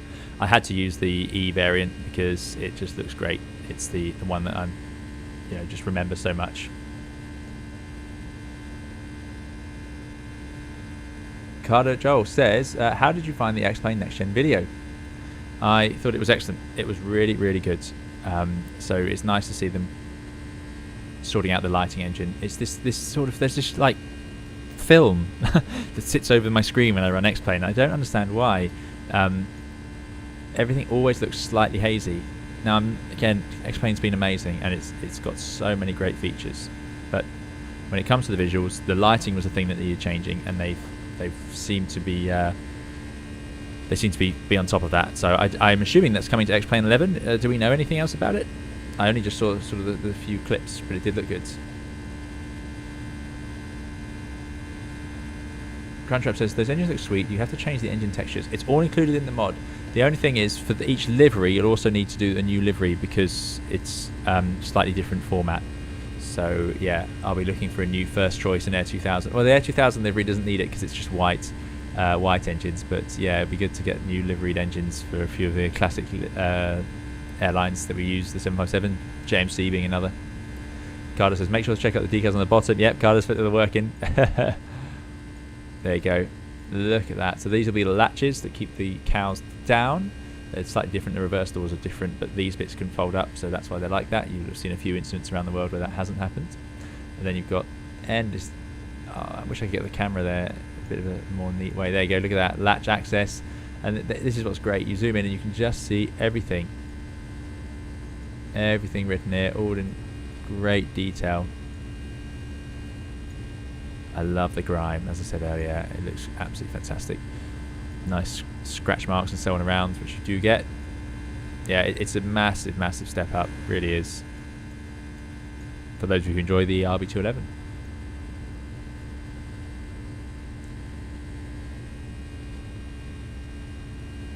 Yeah, sorry guys, I wasn't talking on mute. I was just having to sort something out here. There's the level off, it feels like. Nope, no. Okay, well anyway, we better turn off the landing lights now. As ever with airplanes, things sort of start to slow down once we get up here. Passenger sign's going off, people can walk around. Sven says, wait, the mods includes 3 different engines from the RB211, 2 different versions of the RB211. 2. Yep. And the instructions are very good. It was slightly harder than the NEO mod I found. I made a couple of mistakes, but the guide took me through it, and you can figure it out. It's very good.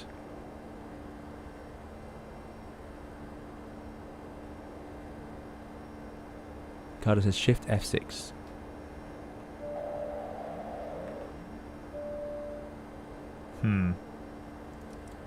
I might not do that again.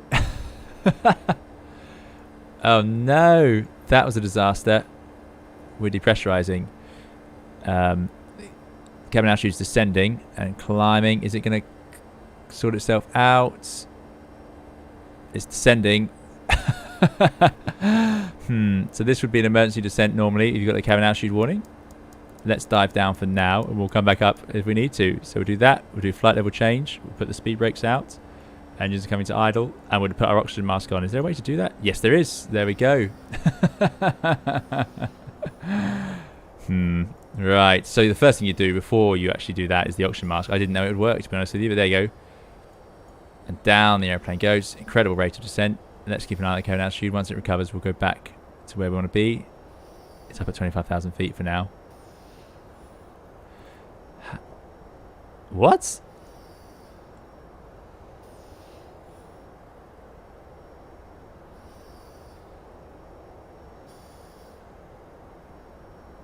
Why would it do that? They should all be on oxygen in the back. Mast should have come down.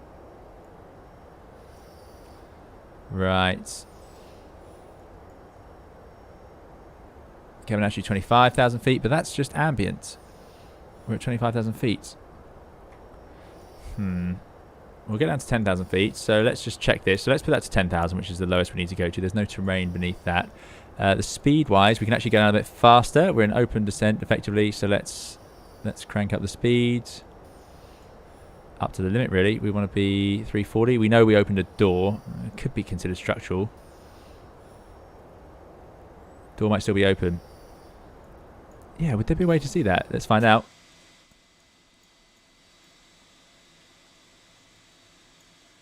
Which door was it? They all look pretty close unless they've come off. That seems fine. So this is all under control, no problem. You might consider turning off your airway. Can actually 20,000 feet. Descending, yeah, but that's fine. But how are we going to fix this one? Manual. Auto rate. Give it more room on the auto rate. Back to auto. Will it work?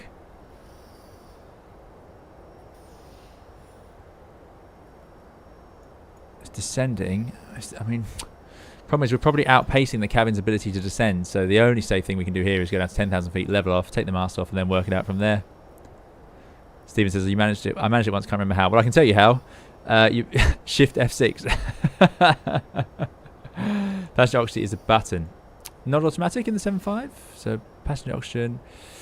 Oh, there it is. There we go, on. Let's do it. Maybe that would explain it. There we go, that's got rid of that message. Good news. I wonder if it's animated. No, it's not. That would have been quite something, wouldn't it? Right, there we go. Speed out capture. So we're ending that phase of flight. We're at a safe altitude to remove the mask now. So we'll do that. Get rid of the mask. Now, I should do a full video. Let's get the speed brakes in.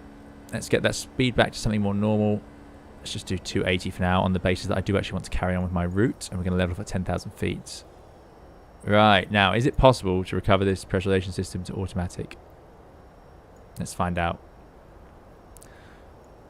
We got it in auto. It's still descending. The valve is very much closed. Got pressure. Yeah, all good. Cabin altitude is at 10,000 feet. So what I'm going to do is let's go to manual.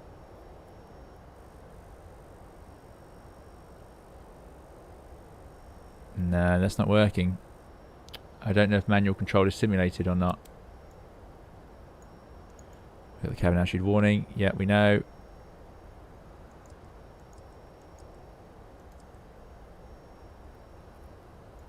Hmm. 280 knots, that's fine. So crisis is over. You can see how quickly that was an emergency descent from 27,000 feet. Doesn't take much time at all. Is the door open is the next question, isn't it? So let's hit close all just in case that makes a difference. PM will notify ATC, says Christian. Exactly.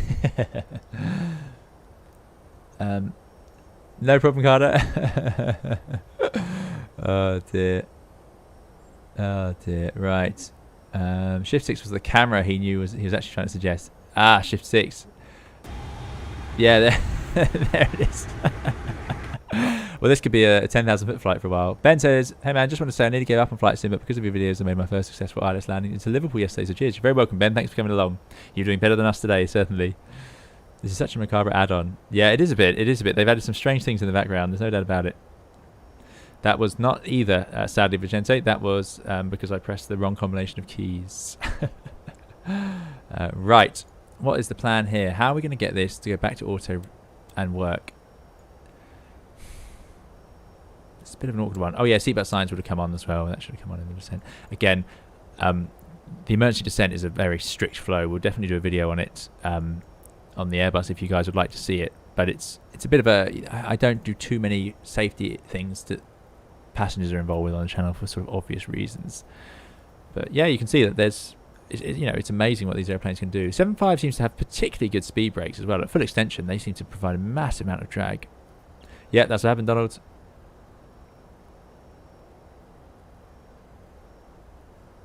Interesting car, yeah, could do that. Recycle the packs, let's try that. My only other thought is to descend low enough to trick it into thinking everything's fine, into sort of a normal cabin altitude. So if I descend to 5,000 feet, let's do that. We've got the fuel to briefly do this. Go back to 1022.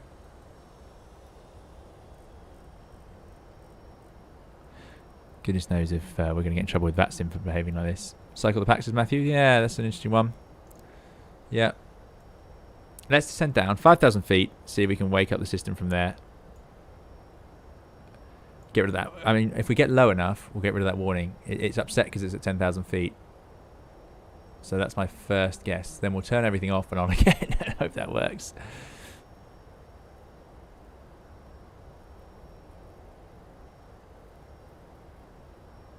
Icefire says if you can't maintain it with the output valve fully closed, then it's simulating a hole. No, so we can maintain 10,000 feet. The problem is we can't get rid of this warning.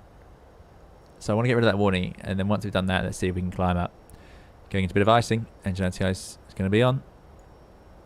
Yeah, so in terms of a depressurization, the things you do, I didn't know the mask would work, I must be honest. So you would put the mask on first of all. That's the main thing there. So the mask would go on, and then you can fly the airplane, but you've got a bit of time. It's just getting that mask on. You can actually see why, because we didn't do that straight away because I didn't realize it worked. And what happens is as you set all the things in the FCU or MCP, what you find is you'll run out of time. You won't have time to do it. So it's no good at all.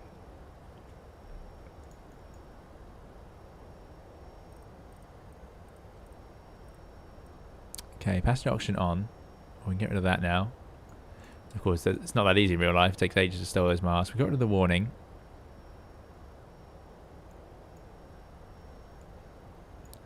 Cabin's at 8,000 feet. Yeah, okay. Let's level off at 5. In the mod, it was simulating hypoxia, black yourself out. Yeah, exactly. Yeah, so it was doing exactly what would happen. Really, you just don't have time. You've got to get that mask on, and then you're solved. Matthew says that's almost... thanks for coming, Matthew Presley. Matthew Presley is our a real CRJ pilot. He's helped us out a lot in our CRJ streams. Matthew says that's almost always the first thing maintenance control tells me to do. Pull those breakers, wait 30 seconds and reset them still broken. Yeah, exactly. But yeah, then you get it going down in some sort of open descent. And then get the speed brakes out. If there was structural damage, you would not necessarily accelerate the airplane. However, my logic was once the door was closed, I was no longer worried about structural damage. Right, okay, come on airplane, you can do it. Let's get the last 1,000 feet, just going to use a little bit of speed brake. Where have we made it to? We are still heading in the right direction, just a lot lower. Right over France. Not even at Paris yet. Oh dear. That's the last warning gone. Speed out hold. Sorry, out capture. Get rid of that speed brake. Right. Pack's coming off. Bleed's coming off. Let's just sit here for a second. Airplane's depressurized. Let's put this to manual. Auto rate should have been there actually in the first place. Auto. Engines on. Packs to auto. Why is the outflow valve fully open though? And manual just doesn't seem to be an option. Oh, it does. I have some control over it. Let's drive that cabin altitude down. I'm having to keep scrolling. And it's not making any difference. Look at that. The rate's just staying exactly the same. Oh, let's keep the valve closed. No ATC until Marseille, says Lauren V. Excellent, thanks for that. No, it's not possible to open a door in flight. No, Stephen, no, that's just that's just an explain thing.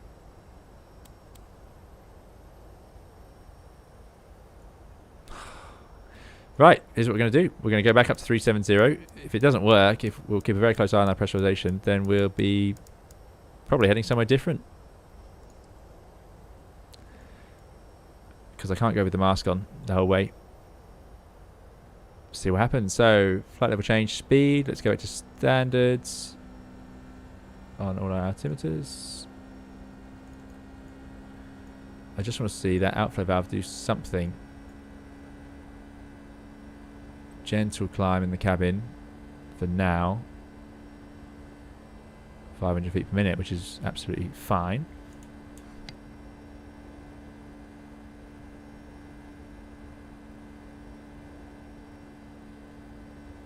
Yeah, I don't know if the aircraft is simulating damage or not. Aha! Success. See that? Differential pressure. Still a low cabin rate, even though we must be screaming up at thousands of feet per minute. There we go, 3,000 feet per minute. Yeah, I was wondering if the door was simulated has failed. Yeah, exactly, yeah. Some other things you can do in emergency descent, but it does depend. You can turn on landing lights. You could put TCAS. Sorry, you could obviously do a Mayday call. Something we practice quite a lot, actually, but it's, yeah. Yeah, that seems to have convinced it. Definitely in auto. Got the landing altitude in. Valve is not fully open. Auto rate is set to the proper thing. Seatbelt signs. Go back to auto. Everyone carry on. What's flight director Sim's phrase? Nothing to see here. Back up through 10,000 feet. VNAV, please. Oof, no, maybe not. I don't know what VNAV speed it's gone for. Has it gone into descent mode? It's got climb thrust. Oh, it's because we're over 10,000 feet. Yeah. 312. Okay. All good.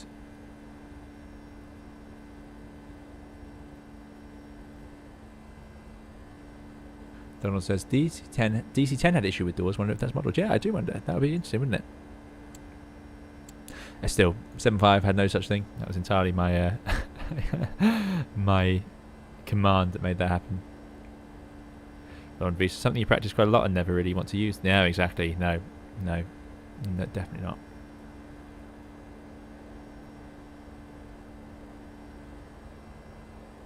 Kai says, to get your commercial pilot's license or something, what sort of grades would the employers be looking for?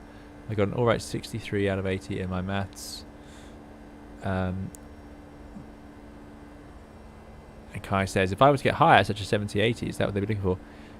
Kai, it depends.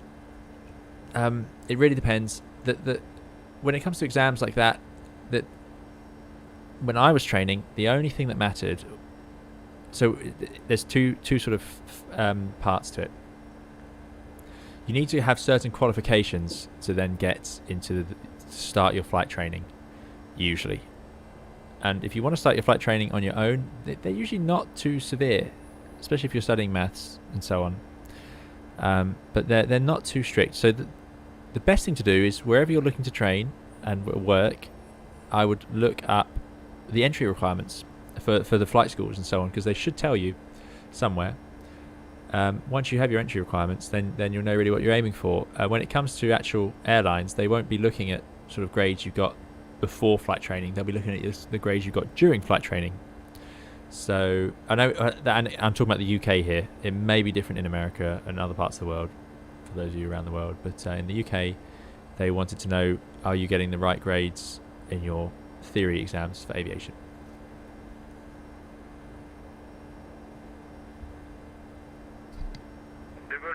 Traffic, friends 18 Mike, you go in 32, Fox 32 with Taliban Pushback 50 knots.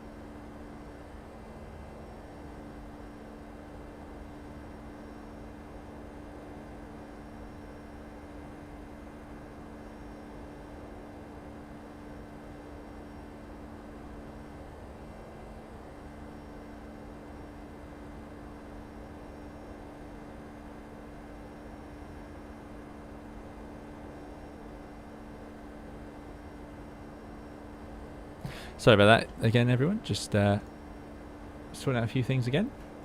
Right, so yeah, so when it comes to grades, it does depend where you are. So look up what the flight schools need where you are. Let me look in the chat.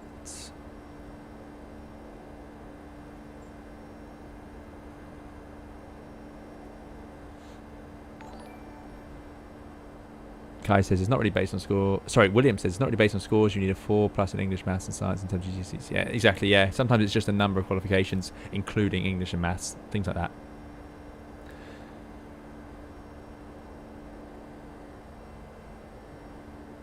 Bernard says they certainly missed an opportunity for the purser to ring up the cabin with a sarcastic complaint. Yeah, that would have been good, wouldn't it? We've not even heard anything. Nothing to say after what we just went through together. Oh dear. Unbelievable. Maybe he's just so angry. Although, to be honest, it must have been him that did it. Oh dear. Donald says, I really enjoyed the 787 co-op stream. More in the future? Yeah, so I'm certainly looking at a way to... there we go, that was what we were meant to do. I'm certainly looking for... Oh, I can't get it. There we go. I'm certainly looking for a way to do that again. And it depends what topics you guys want. I might put a little poll up on the YouTube channel, so keep an eye out in the community post from my channel. If you're subscribed, it should show up, I'm guessing, if you turn on notifications anyway. Nice little hint there. What I'll do is put up a poll, see what topic you guys want covered, and I'll get Steve to take us over it in the 787. I know one thing that came up was the landing was a little bit rushed because we were talking about everything else, so the landing phase might be something to definitely look at. You can enjoy these engines in all their glory here. Lauren Reed says, yeah, he might be one of the said passengers, yeah. I'm glad you liked that, the 787 video. I really enjoyed making that one.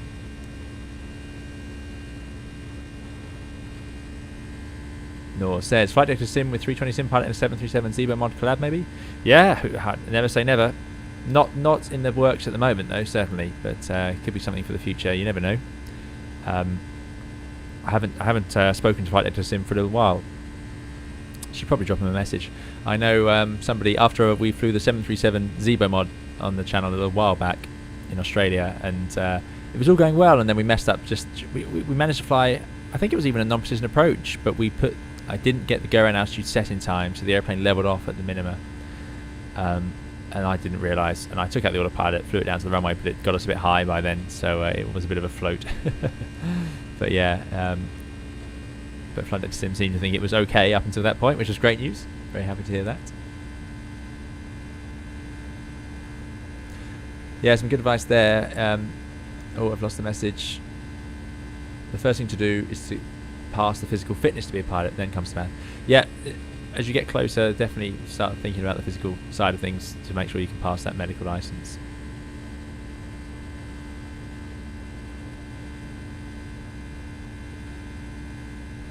Crunchtrap says, any maths to brush up before applying to flight school? Been out of school for 3-4 years now. Any maths to brush up before applying to flight school? Again, depends where you are in the world. Look for sort of standard, or ask, if you're going to do an assessment at a flight school, ask them what sort of standard or what style of maths they do. I'll be honest, the maths for the assessment, I don't remember. I've definitely done maths as parts of assessments for both flight school and airlines. Definitely. However, as you all know, the maths that I use day to day on the channel is about all the maths I use in real life. Can you add up? So does 5.1 plus 5.2 add up to 10.2? No. But I'm assuming, there we go, now it does, so that's good. 5.1 plus 5.1. Then you look up how much you've burnt, and can you take that away? So a bit of subtraction required. Where's the fuel used? Fuel flow, vibration, quantity. Or is it in the progress page in here? Oh, I'm not even sure it is. Fuel used, there you go. Fuel total used. Total 3.8, 1.9, 1.9. So we burnt 3.8. If I add 3.8 to what we've got now, which is 10.2, that's 13, that's 14 tons. So I can do a bit of adding and subtracting. Great news. And then 3 times table. you must know your 3 times table. And that's about it. Now, I'm being a little bit daft there. The reason maths is required is not so much day to day. It's actually for all your training when you're going to be doing your navigation using your CRP5, your commercial flight computer, which is not a real computer. It's a calculator that's printed out. What's it called? There's a name for it. Oh my goodness, I've forgotten the name. But it's a calculator on a disc basically that you spin around and make adjustments, and you need to do maths and maybe a bit of trigonometry and stuff like that. So there are little bits, but it's, again, there's no high levels of maths required. I don't remember doing any integration and that sort of thing.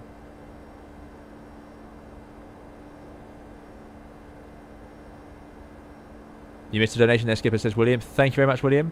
Right, Rob, GT81. So sorry, Rob. I'm so sorry for missing that. Rob says, beer, gin, wine, cat treat tokens. Cheers. Thank you, Rob. Really appreciate it. I'm so sorry I missed that. That's really bad. I've been sorting out a few things there. So thank you, Rob. Really, really kind. That's a really generous donation. Thank you for your $13, Rob, and for contributing towards the channel. If you want to put another message through, feel free to. I'll try and make sure I see it. So, yeah. Thank you, Rob. And I do apologise for missing that. That's very bad. Carda says, I was trying to get you to read all that text on the bottom of the engine hull. Okay, I'll try again in the cruise. Dougal has to bail. No worries, Dougal. See you next time. Vicente says, the 787 video was really good. Maybe you want to try it again after a long time. That's good. Yeah, the Heavy Division mod is really excellent for the 787. I mean, I was so impressed. I hope that's clear in the video. I was really impressed with it. Thanks for those subscriptions to those of you who subscribed.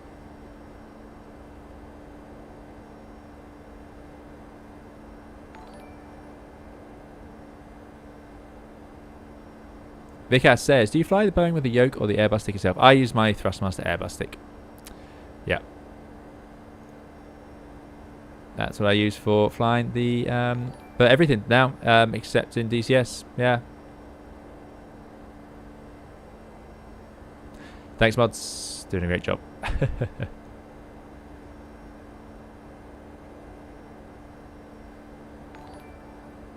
Slide ruler, that's it. Rich Sango's right. Slide ruler. It's a slide ruler. The CLP5. Yeah, excellent. Contrap says, thank you. That makes me a little more confident. I hope to apply once all this COVID finishes here in Germany. Yeah, fingers crossed that's coming this year. Please, please, please. Yeah, the news today has not been that much fun, but I'm hoping we'll see things change as time goes on. Fingers crossed. Right, I'm just going to mute the alert box briefly, just because it's going a little bit haywire. Thank you for those of you who subscribed.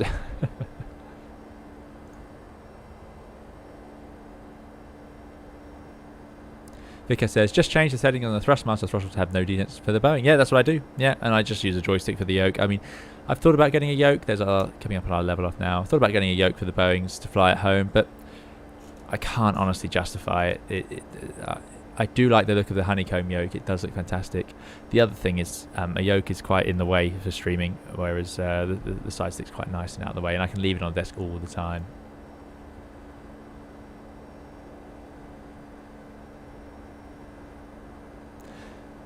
The better and faster you are in maths, the faster you can make a decision while in the cockpit. Yeah, having the thing with it is, just have the confidence with it, so that there's 37,000 feet level. We're back on track. Yeah, have the confidence with with these things. So the thing I've been taught relatively recently, actually, is especially if you going for assessments, and we use this sort of methodology when you're trying to go to your recurrent sim checks. It's a great thing. I can't take credit for it. This was given to me as some advice. But if you can be task focused and not outcome focused, I'm sure some of you have heard that before. What does that actually mean? It basically means, instead of sitting worrying about the outcome, just focus on what you can do. So if you know you've studied what you need to study, if you know you've put some work in, then the outcome will be the outcome. You don't know what it's going to be. You can't predict it.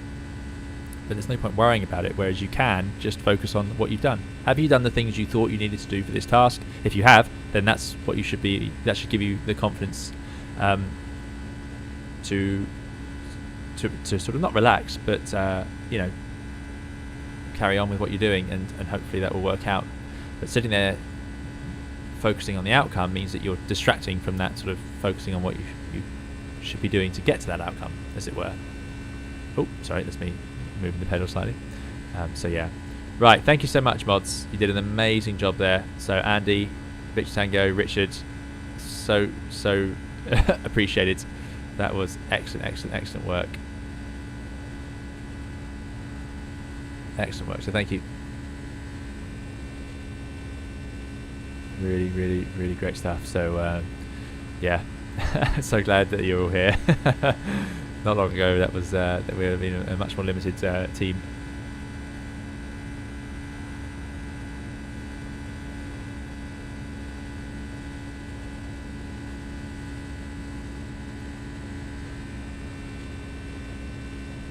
And thank you again. It was Rob, wasn't it, who I need to thank for the donation. Yeah, thank you again, Rob GT81.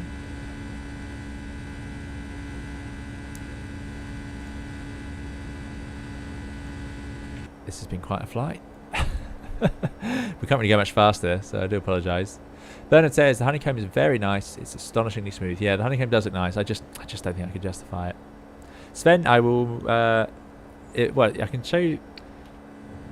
So if I do this, what we're going to do is we're going to go for a bit of a walk. Let's see if we can get to a bit of a more front view. We're still going to have that haze in front. I do apologise. Yeah, Streamlabs is muted for a while. Not sure where Streamlabs is getting its idea from. Robbie says, F1 worker here.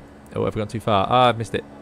Robbie says, F1 worker here, trying to keep the airline industry going. Last week we had to charter an aircraft overnight to Baku. Excellent. Well, there's a lot of F1 fans here. So, oh, there we go. Oh, that's not a bad view, is it? That's quite nice. Maybe I should change this camera angle for next time. But Robbie, thank you. Yep, keep flying around. Keep F1 going. It's a bit like aviation, isn't it? There's so many... What are they called? Not ancillary. I don't know. Other jobs associated with it that you know, supported by it. So it's great. I mean, it's great that F1's been up and running like normal this year. Mods have the power, says Kai. Yeah, exactly. And Victor Tango. Yep. Agreed, Andy. Great job. Because says, how's the aviation industry coping? Starting my training next month in the US. The US seems to be doing a lot better than the UK. The US aviation seems to be running at surprisingly high capacity and high demand. Sadly, the UK is incredibly, basically back where we were. I mean, I don't know the official numbers, but it's there's a reason that we've got the the day of action, the day the travel industry's spoken up today about, you know, confusion over the rules and so on, and why we're like this. Victor Tango, enjoy your dinner. Thanks so much for your help. Carda says, I think you got a beat. We did indeed. Time to get hold of air traffic. Luckily, we're back up at our cruise just in time.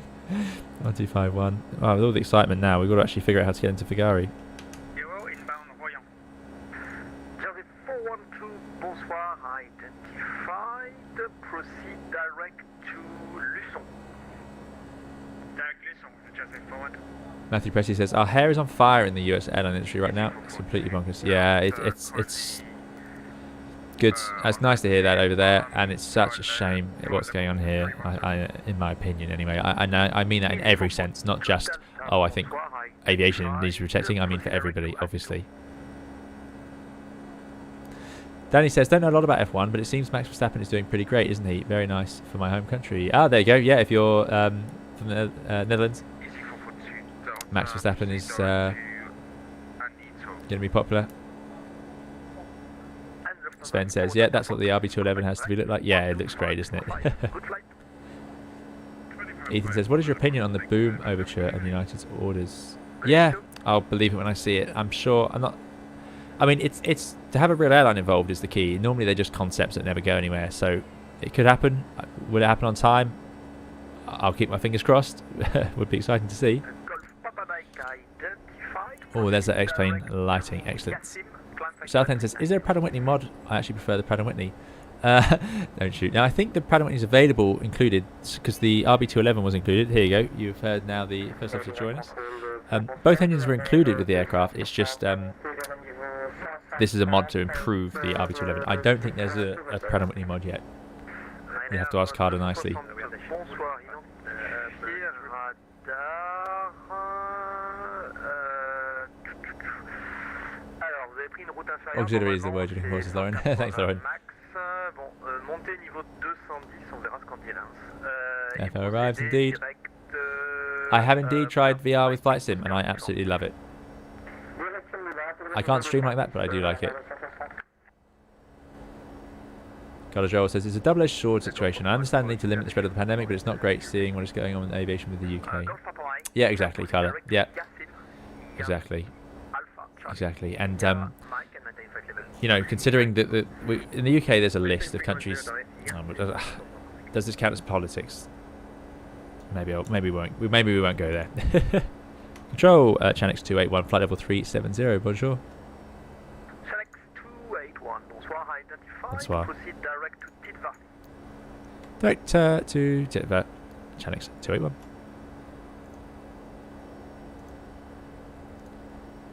Direct Titva. There we go. It is indeed bonsoir, so I was wrong. It's a funny thing. It's quite common for I like that systems page. That's more what the Airbus would show. It's quite common for pilots to check in, and they'll often say flight level 370, and then they'll say where they're routing. But actually, you don't have to say where you're routing if you're already on your flight planned route. Now, if I'm direct now, so from now on, I'm going to have to tell air traffic. If I change frequency now, I'd have to tell them that I'm routing direct to Titva because it's not my flight plan. But if you're on your flight plan, you can just say your level because they can see where you are. That's the whole point of the radar. Robbie says, lots of ex-aviation folk in F1, 60 people on an F1 race team, 800 back in the factory. Slightly related, the Red Bull DC6 on Microsoft Flight Simulator looks lovely. Very good. Yeah, very good. I haven't tried the Red Bull livery in DC6, and I'll tell you why. No, there's no reason why. I haven't gone around to it yet. I want to try the Buffalo one as well. The DC6 is amazing, and I'm looking forward to flying that a bit more. We will definitely be streaming that on the channel. Absolute joy. I saw Flight Sim streamed it yesterday, so I'm assuming that was that went well. But I would love to see I wouldn't mind seeing a Mercedes DC6. Not to give away my allegiances for my Formula 1 supporting.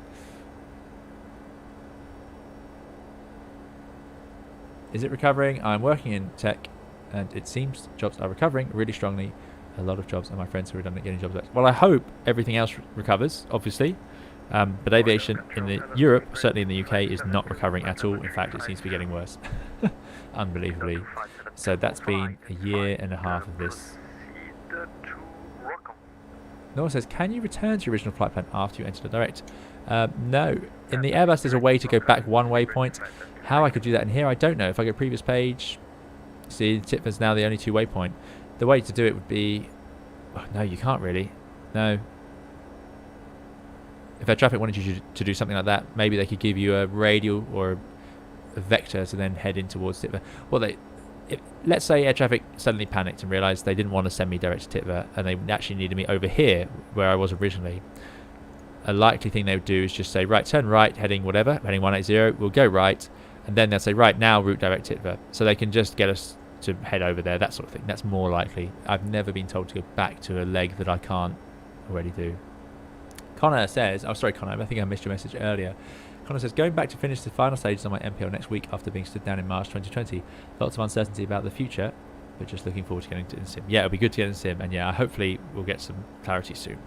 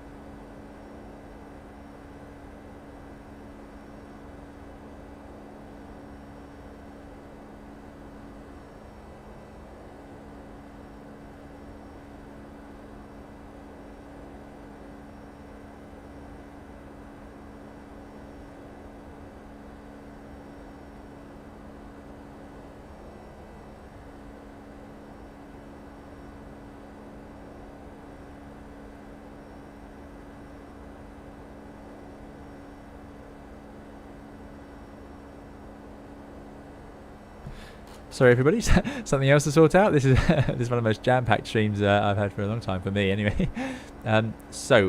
Captain Francis, not Mercedes. Yeah.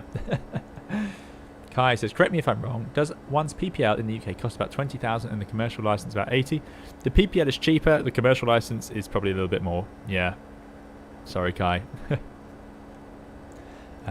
Connor, yeah, so I hope it'd be good to get back flying, definitely, for you, or get back in the sim, and just fingers crossed. I mean, yeah. Matthew says, to kind of drive in what is happening here, I just looked up the loads for companies' flights from one of their hubs to Las Vegas. 10 flights and every single one of them is oversold. Hopefully you guys start to pick up soon. Yeah, fingers crossed, Matthew. I mean, I don't follow entirely some of the logic we've applied. I want the safest thing for everyone, obviously. But some things don't seem to make any difference. And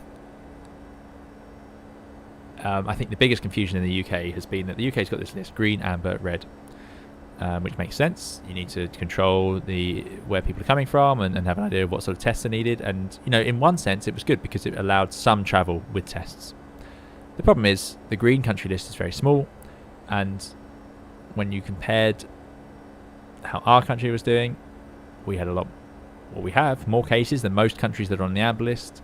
We've got more variants than most countries on the amber list, so it just seems strange that that they'd be on the green, wouldn't be on the green. But of course, the other problem we've got now is the UK has got so many cases that other countries are now introducing quarantines. So all in all, not a great day today, and it does feel a bit like being back in March 2020.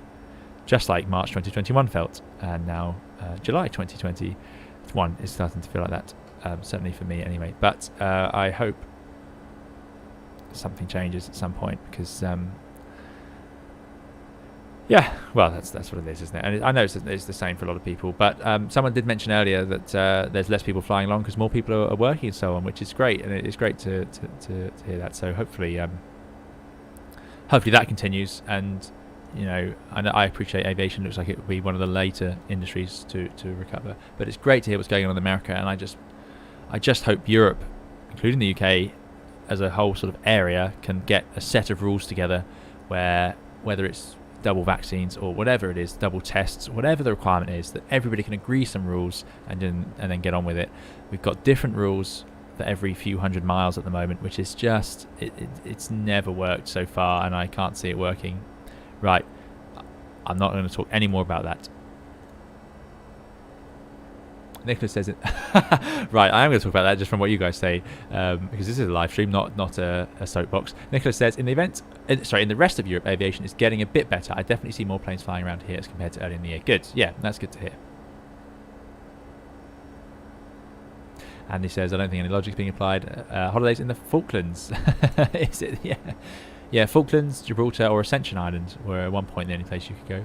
Carda says, do you think the aviation is going to change as a whole, like less need for wide bodies and more narrow bodies? No, to be honest, I don't, Carda. No, I think either it will collapse unless they get us going again, or it'll be back to where it is. There's smaller airports that can't... I mean, what we're seeing now is we're actually seeing wide body aircraft flying on normal narrow body routes, but they're just doing one flight every few weeks. Sorry, not every few weeks, every few days, that sort of thing. So we're seeing long-haul aircraft flying short-haul routes at the moment. So, funnily enough, it seems the opposite's happened. Daniel says, how is the vaccine rate in UK, Europe? Only reason US picked up is because of vaccine rates and people are super impatient. So it's risky. Vaccine rates are good in the UK, or comparatively, I suppose. Pavel says, the COVID pass seems as it might unify the rules, so fingers crossed. Exactly, we need these rules to come together. That's the magic of America. The reason America's industry can recover is because the whole country's a whole country, Checkpoint says, in here we soon have the start with digital green certificate. We can request it from tomorrow. There we go. So please, if we can get something like that in the UK, that makes such a difference.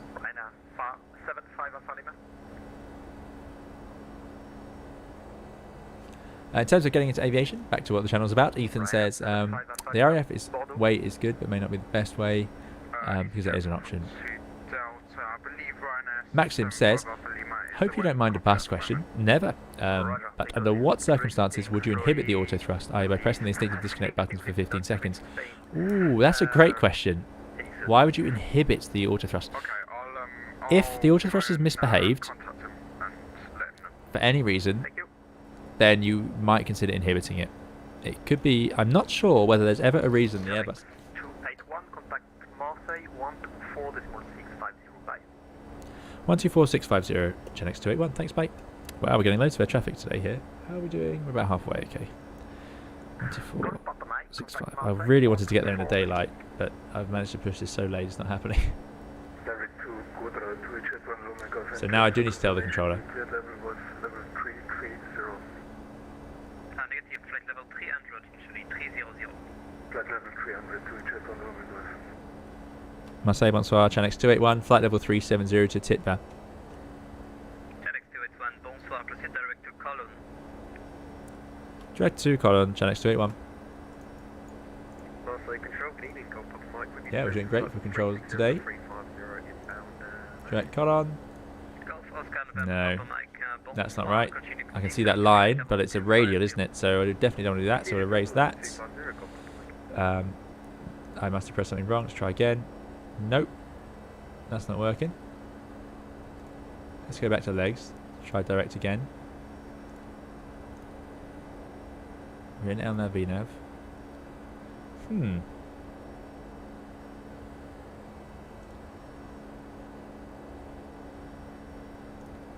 Interesting. Has anyone... It's turning left.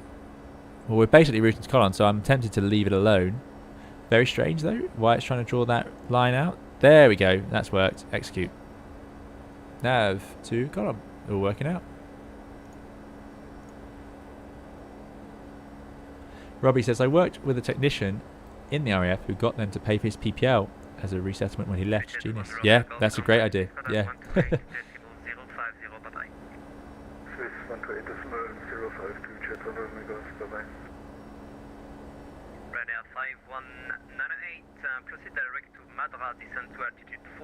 Robbie says, how big a service would the jets that have been grounded for a year or so need before they can go flying? Good question. That will be a question if Window Seat arrives, our resident engineer. He will know exactly. Hopefully the airplane turns right again. Yes, it does. Yeah, probably quite a lot. If they've not flown or not moved for a year, that's serious long-term storage. So that would be quite a lot of maintenance. That'll be checking wires and cables and things like that, I imagine. A lot of aircraft haven't been stored like that. A lot of aircraft have been flown occasionally, because that's a big check. How long it is, I don't know though. But they'll need a lot of maintenance, I'm sure. Reese says, does enable triple buffering and VSync and video control panel increase performance in X-Plane 11? I haven't tried, Reese, sorry, apologies. Taylor says, I live near the Boneyard in Arizona and work yards from the airport. It's been exciting in the last few weeks seeing several dozen aircraft open up service and then off on their way. Excellent. Yeah, that's great. That is great to hear. Jet 649, Marseille control.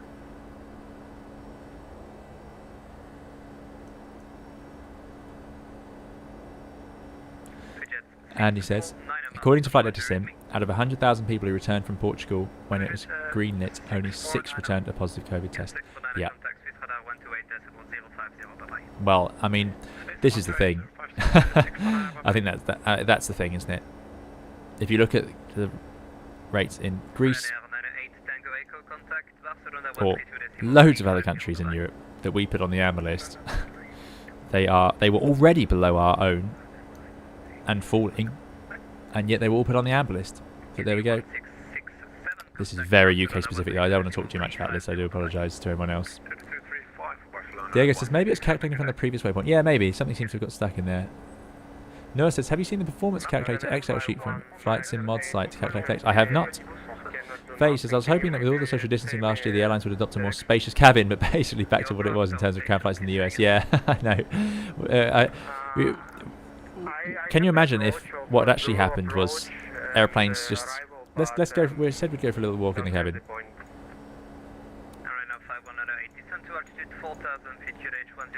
Just for the sunset. Can you imagine if this is what airplanes look like now because of social distancing? And we just had contact Barcelona 132.35, bye-bye. And then just suddenly we had this, and they just in the economy cabins just took out all the middle seats. Wouldn't that have been something, eh? Golf Papa Mike, proceed direct to Ablac, Yeah. Ablac 7 Romeo. It'd be like going back to the DC6, 2 and 2, seats double the size, everyone would be in business class. But yeah, it didn't happen, which is a good sign for the industry, let's face it. On monte au 380 Air France 60. Matthew Presley says it's almost like it was drawing a line from the previous waypoint. Yeah, the previous waypoint thing, yeah.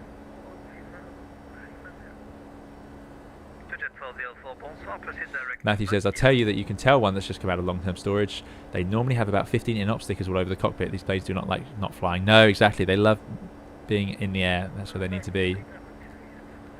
Santiago's just looking at a Delta 757. Excellent. Carda says we can always talk about Euro 2020-21. Yeah, we need to get off current events.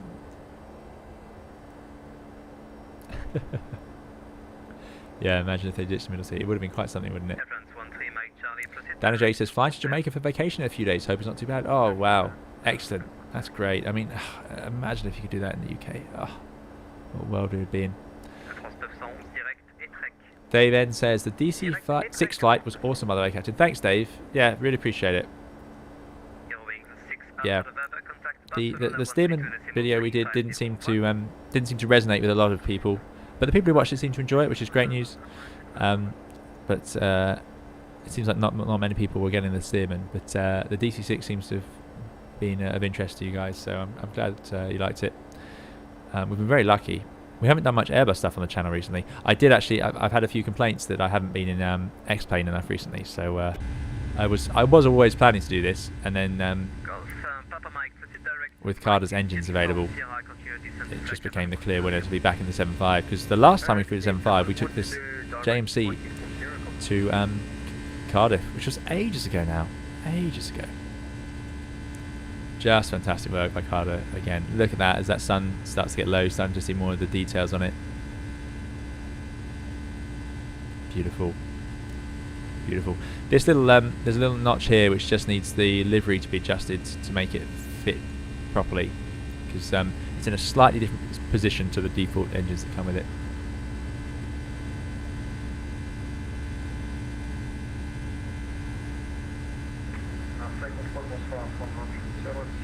Lauren B says the A320 would have been perfect for a Midwest Express style layout, in my opinion. 2 seating with pitch not quite to first class size, with much smaller than economy. Yeah, would be nice. Dave N says it resonated with me. My brother used to hold the world record for longest wing walking flight in a Stearman. Fantastic, Dave. That's great to hear. I'm glad you liked that video as well. Thanks for watching them. Really appreciate it. Really appreciate it. Oh, that's so great. It's just fantastic. Dana J says, is Eurovision actually a big thing? I watched a Hollywood comedy about it, but then found out there's a real show they based it on. Eurovision, yeah, Eurovision's a big thing, yeah. Yeah, I do occasionally watch it, but I don't put much effort into watching it, put it that way, in the sense that I don't search for it.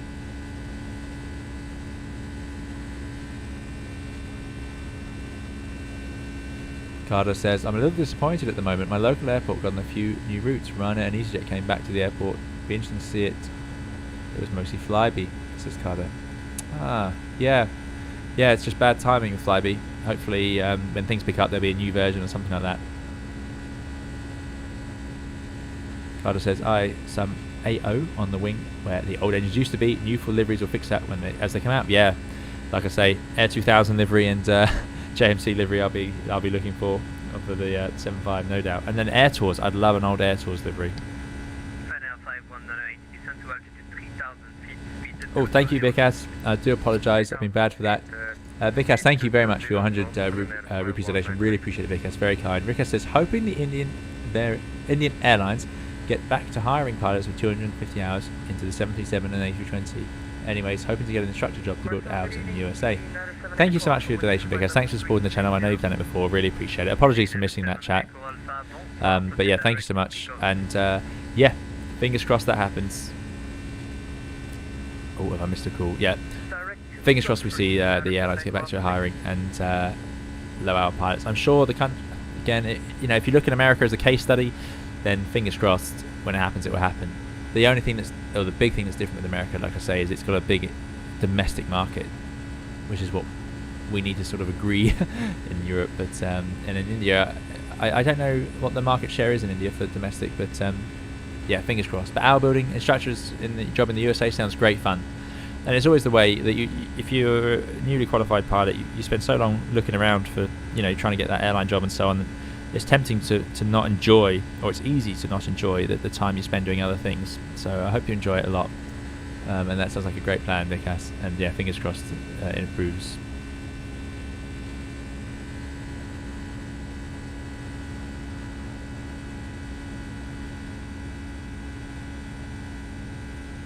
Kai says, I looked on my Jet2 757-200 model, which I brought on board a Jet2 A321. Excellent. Yeah, the days of finding really good models, or the plastic snap together models on the airplane you're on is quite rare these days, isn't it? Matteo, good to see you, Matteo. Thanks for coming along. Matteo's at work. Excellent. Glad to hear it, Matteo. No problem at all. But good to see you again. Thanks for stopping by, and enjoy your evening at work. I hope it's not too stressful, but the busier you are, the better, I'm sure, for your industry. Matteo works in a restaurant, or manages a restaurant, I believe. But yeah, fantastic. Right in the middle of dinner service. Good luck, Matteo. Yeah, it is, isn't it? 8:30 must be busy. But great to hear it's busy. That's good stuff. Santiago Perez, good to see you. Santiago says, does anyone know if there's a jet airplane that has the autopilot bank knob like the DC-6? Ooh, you'd be looking at sort of things like the DC-8? I don't know. I haven't tried it. Lauren V says, India has a pretty massive domestic aviation market, especially the Airbus between Visitara, GoJet and Indigo. There you go, yeah, because it's such a big country. Big domestic market.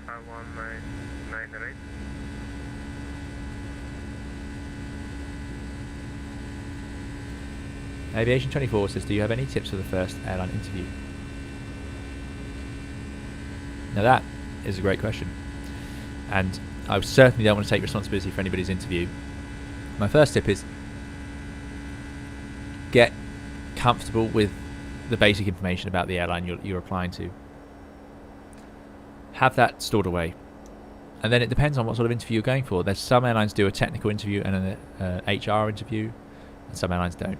But essentially, you need to be comfortable with things like, I don't know, your airline's share price. What's the price of oil at the time, you know?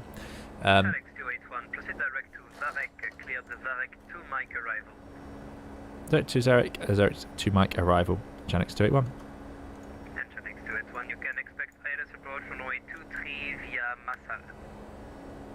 ILS 23 via Massal. Janix 281. Very helpful controller. We're only 80 miles from top of descent. I apologise. I'm going to have to answer that question another time. Please do ask me in another stream. We are cleared to Varric. It's doing the same thing. I wonder what I'm doing wrong. Left 360 and clear for ILS approach, day 1, runway 5198. Very strange. Well, let's put in the arrival anyway. ILS 23 expected via Massal. This controller's made this very easy. 2 Mike arrival, Varric 2 Mike. Execute. Direct. Varric. Why is it doing this? What am I doing wrong here? It says intercept course 139. 12, 13, 139.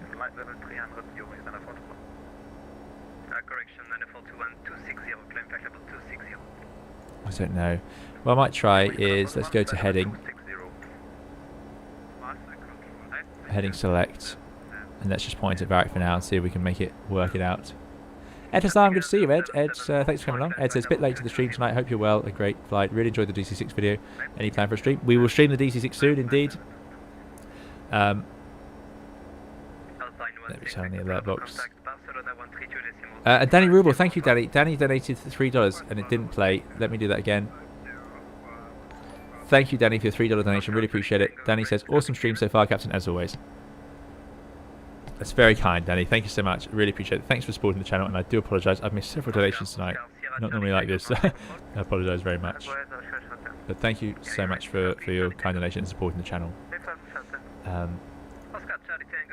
And yeah, take care, Matteo. Thanks for coming along.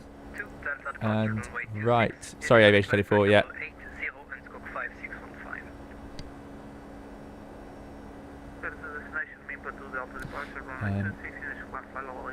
I'm glad you like the DC6 though. Yeah, I enjoyed making that video. It looked great, didn't it? It's a really special add-on. That it's great fun.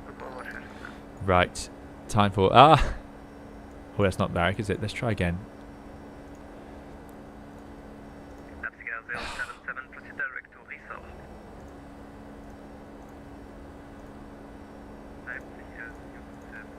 Wonder if I do that.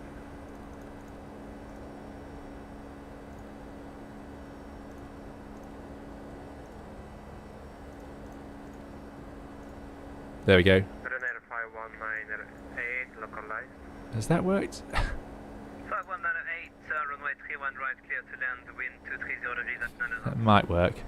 Danajay Suresh, thanks so much for a $10 donation. Really appreciate it, Danajay. That's really kind. Danajay says, the 787 video was great. Do you think you could do one like that with the Salty Sim 747? Now, I don't... Could I do one on the Salty Sim 747 is a 747-8. There's not many 747-8 pilots out there. But I'll see what I can do. I'll have a look. I haven't got that mod, but I'll have a look, because the Heavy Division mod is superb. Really easy to install, really good. Vikas says, how do I become a part of your crew? Thanks so much, Vikas, for your 40 rupee donation. Really appreciate it, Vikas. Vikas, sorry, I don't have a crew. But thanks so much for your donation. Really appreciate it. And thank you, Danajay, for your $10 donation. Great to hear you enjoyed that mod, and sorry, that video. And I will look into, I'll definitely look into what I can do about the 747, if anything. Could be that, I mean, there is obviously the 747 in X-Plane, but yeah, I'll see what can be done. Most 747-8 pilots will probably be freighter. Yeah, they would, exactly.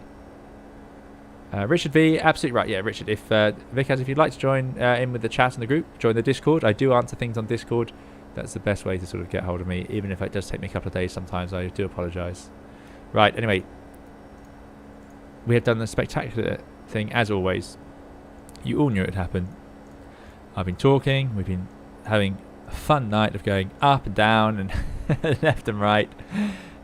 We need to get Figari. Is there a controller in Figari? That's the first thing I want to check.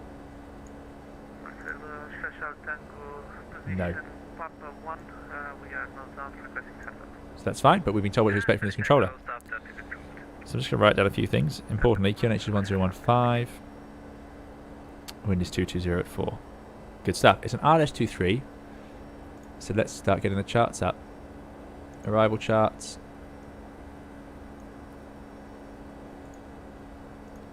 We're arriving via the Varek. What was it called? Varek 2 Mike. There it is. So, come on. Not enough screens here. We need more screens. Let's get that to plan. Let's zoom in, which we are, and then we're going to go legs, and then we're going to step. But previous page. Ah, there we go. Thanks, Carda. Great tip. Right, Varek. Let's zoom in. AJO. So we're going from Varek to the AJO VOR. Then we'll go to the Foxtrot Golf India. And then we know why. There's going to be terrain around. Then we'll go from the Foxtrot Golf India, which is effectively overhead here. We need to go outbound to Massal. So, yeah. That's not going to manage that. And the reason is it's probably too fast. Look, it's going to come over the FGI VOR, well, just about 240. So I'm going to slow that down. I'm going to put a speed constraint in if I can, if it lets me, of 220 knots. Maybe we'll put a bit of, should we put a bit of flap out for N8, a 15-mile leg? Let's try 200 knots. So I'm just trying to make sure we're slow as we reach Figari. Then we go out to Massal.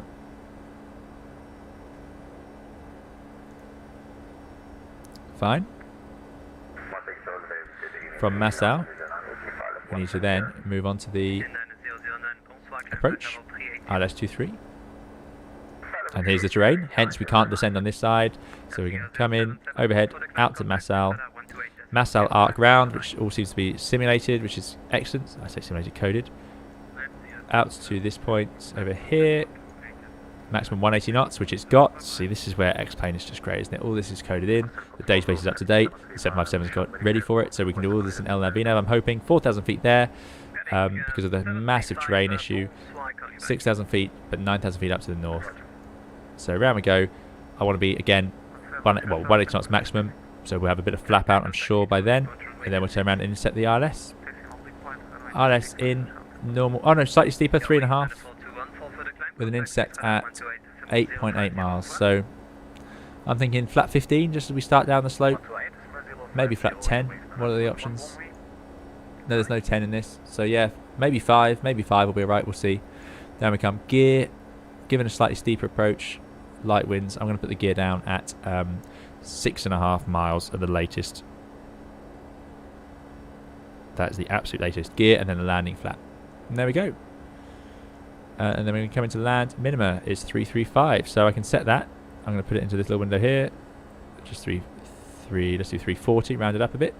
Sorry, 250 is the height, DH. So 250 is in.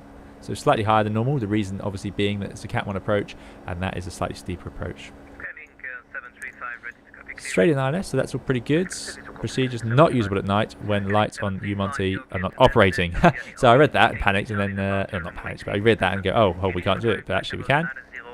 Caution: turbulence during the descent, during the approach in the vicinity of the airport, in particular west-northwest sector. It's not recommended to start the approach if the wind is more than 25 knots, gusting 35. Wind shear possibility during final. So yeah, if the wind is coming over this hill, oof, we're going to be close to it here. The ILS is 227 112.5. I'm going to need to tune that, aren't I? So let's put that in.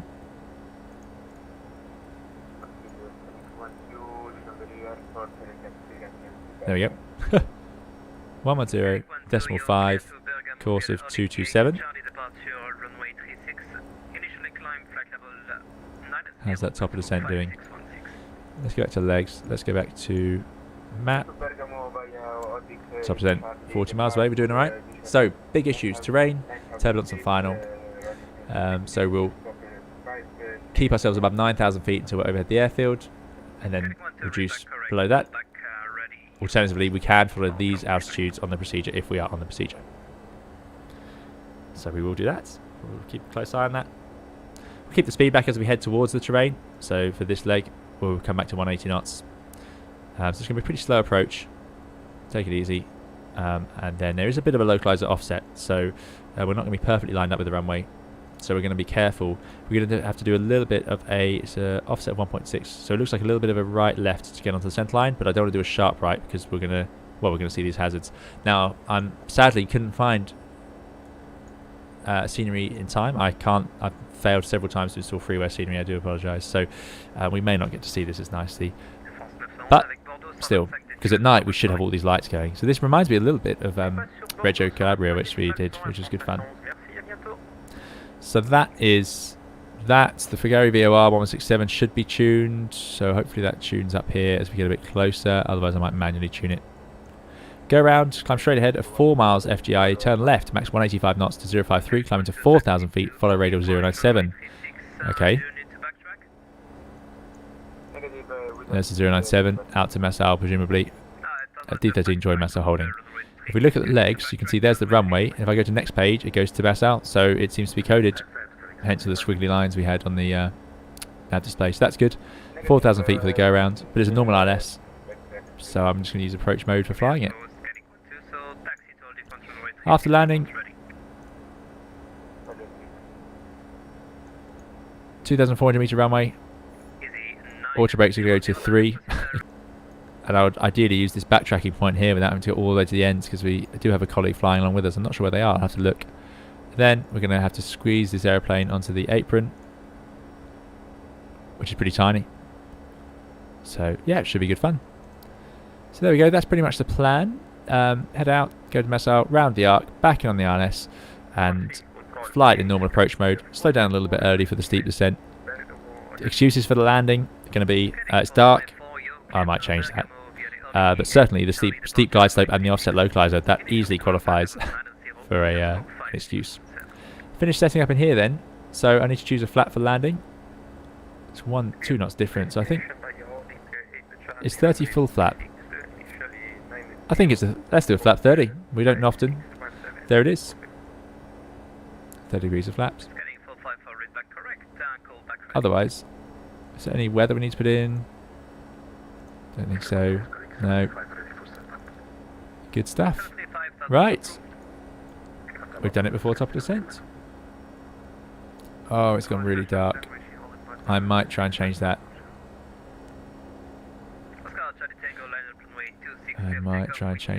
Santiago says it would be lit if you could do it with Captain Joe. Yeah, I don't think Captain Joe will answer any emails from me, given the size of Joe's channel, because he'll be very busy. But Captain Joe's, yeah, excellent. I do like Captain Joe's videos. Really, really excellent YouTube channel.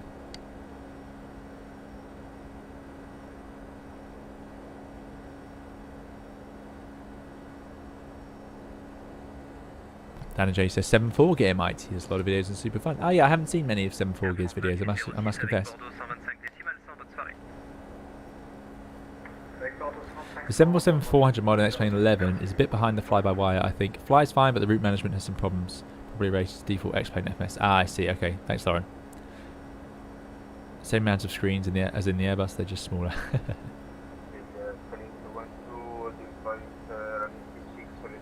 Kai says, has anyone told you that you're very inspiring, Simpilot? That's very kind, Kai. Kai says, all I can say is thank you for keeping on igniting my passion for aviation even more every day, and thank you for answering my questions. You're very welcome, Kai, and thank you so much for saying so. Yeah, no, I've been very impressed. Not impressed. I've been very humbled by how many people have said that they've been inspired by the videos on the channel. That really makes me feel very, very happy, because I never really considered that when I started this. You know, if you watch my first videos in the Toliss 321, I was literally just for anyone who might be interested, I suppose. It's hard to believe we're where we are now. Some good advice for free charts there. Chart Fox says Richard V. Thanks, Richards. This is an Airbus does it for you moments of Lauren V. Yeah, we have lots of those. Is the localizer offset here due to the potential of wind shear off the hills, says Lauren V? Possibly. More likely, the offset is due to reset MTP out. It wants us to descend. I would imagine the offset is actually due to just keeping you away from that terrain, in case there'll be limitations on how close they can put an ILS to terrain, in case we're slightly off. We're allowed to fly on the ILS as long as we're within, 1 dot. So if we're 1 dot off to the side of the localizer, and then we can descend. So if we're 1 dot to the right, we're going to be closer to the hills, so that's probably why they've offset it. I'm guessing here, though. I don't think the tiny offset probably wouldn't make much difference to the wind shear effect. I think you'd get it either way.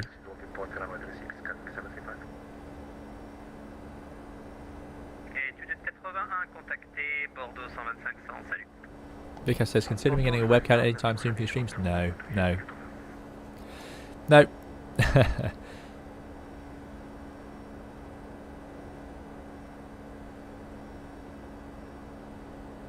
Han says, yeah, same. I had no idea on what anything did when I first got Microsoft Flight Simulator until I found your channel. Oh, well, that's good to hear, Han. Thank you. Aviation 24 says, do you have a way to tell what auto brake settings to use, or is it just random? It's not random. I'm just deciding 2,500 meter runway, heavy 757.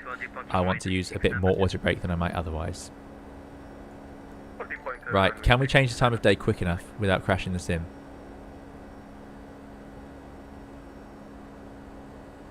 Rama, yes, I am a pilot.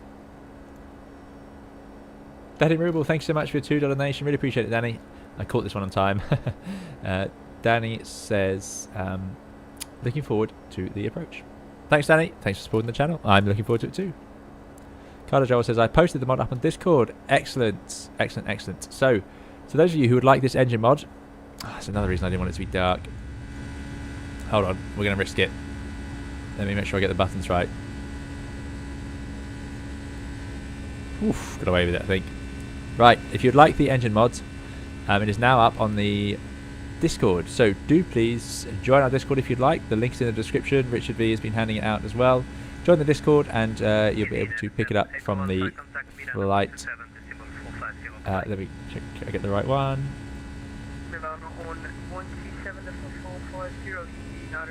Oh, there's some great screenshots going up on the Discord, I must say. It's the Flight Factor aircraft chat for X-Plane 11. There it is. And let me just check. So it is now up on the threshold. So what I'm going to do is I'm going to, if it's alright with Carda, I will put the link into, this is really pushing me to the edge of my multitasking abilities. Getting 75 Chamonix Airport ready for departure. Getting 75 runway 36 clear for takeoff, wind 030 degrees at 5 knots. There we go. We'll pin that. So for anyone watching who would like to get this mod, I highly recommend it. Again, the default engines that come with this airplane, absolutely fine, but this is another level. This is serious quality work, and you can see it as soon as you load them in. You know, it makes you want to look at the engines more, whereas before you just sort of, from a distance they look fine, but you got closer, it's like, okay. Totally fine. I'm not complaining about Flight Factor's engines at all. They're totally fine, but this is excellent. This is seriously good work. So yeah, thank you, Carda, for creating these for us. We'll be using them plenty more. Like I say, I just need to get a few of my classic 757 liveries sorted out. But Air 2000, luckily the engines are white, so we'll be able to fly the Tapestry livery, no problem. Show them that grid. If you run into trouble with the install, everyone, by the way, look at that, all the 3D modelling going through there, amazing. And they've got that more sort of slightly oval shape. They seem a little bit less round, in my opinion, anyway. But yeah, which is exactly how the engine was designed. So it's just great. Because of course engines are never going to be perfectly round, because of course there's other bits around them, gearboxes and so on, hidden that you can't see. Ed says, I for one am very inspired to learn more, and I've been simming for donkey's years. You're so good at passing on your knowledge and experience in such a relaxed way. Thanks, Ed, really appreciate it. So yeah, so that is it. The Carda has delivered one of the best engines you're going to get on your 757 in any simulator, and it's available now to those of you with the Flight Factor.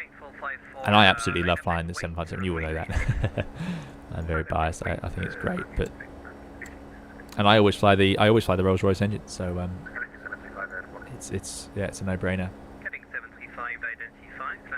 Right, well, we've sailed past our top descent. I probably missed the call, but let's ask air traffic. Channel 281, request descent. That's suddenly very busy.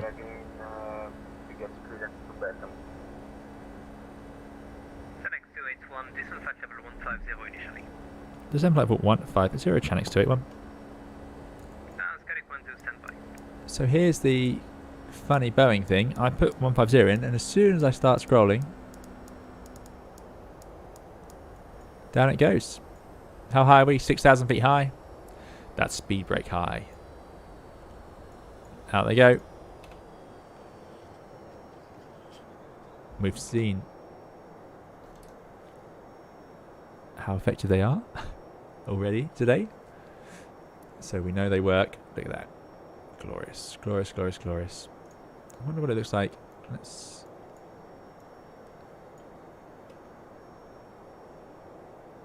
That's not good. That's not good at all. Okay, good. I don't know if you guys saw that. No, you didn't. Yes, you did. Spinning mouse wheel. The little loading thing on the mouse. Sadly, we've got a shadow on both, so it doesn't actually make a difference. Right. Speed brake's working though. FNC message. Drag required. Drag delivered. Don't you worry. Aeroplane. Let's wind out the range just another notch. There we go. Lauren V says, heard someone coming into Rome with a jet set call sign as some alpacas were departing Sunday on the members group flight. Nice to see an air tube bob around. Yeah, excellent. Glad to hear it. Excellent.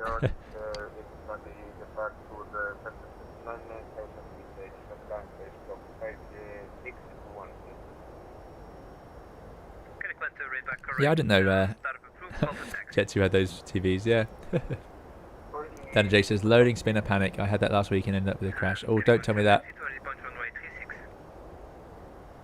Don't worry though, you guys all know that we will recover the stream. We're not going to be beaten by any simulator issues. But it is worrying. It means something's going on in the background. Right, 600 feet high. Speed brake coming in. Speed VNAV path. Speed brake in. For those engines spool up. Scanning to 454 airport. Scanning 454, identify. Let's use the best instrument in here. Love that. I'm select level now, because scanning to 454. Brilliant. Wish we had one of those on the Airbus, I really do. That'd be great. Vikas says, just downloaded the freeware. 281, proceed direct to Massal. 32 Massan. Channel 281. Well, that is Massal. There we go. That is most of our arrival. Please work like we expect. Oh, I don't understand. I really don't understand. Why?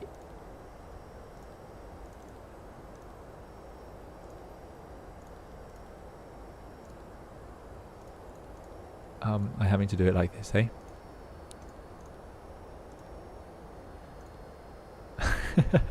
I mean, that's definitely not how you're supposed to do it. We know it's not how we never normally have to do that.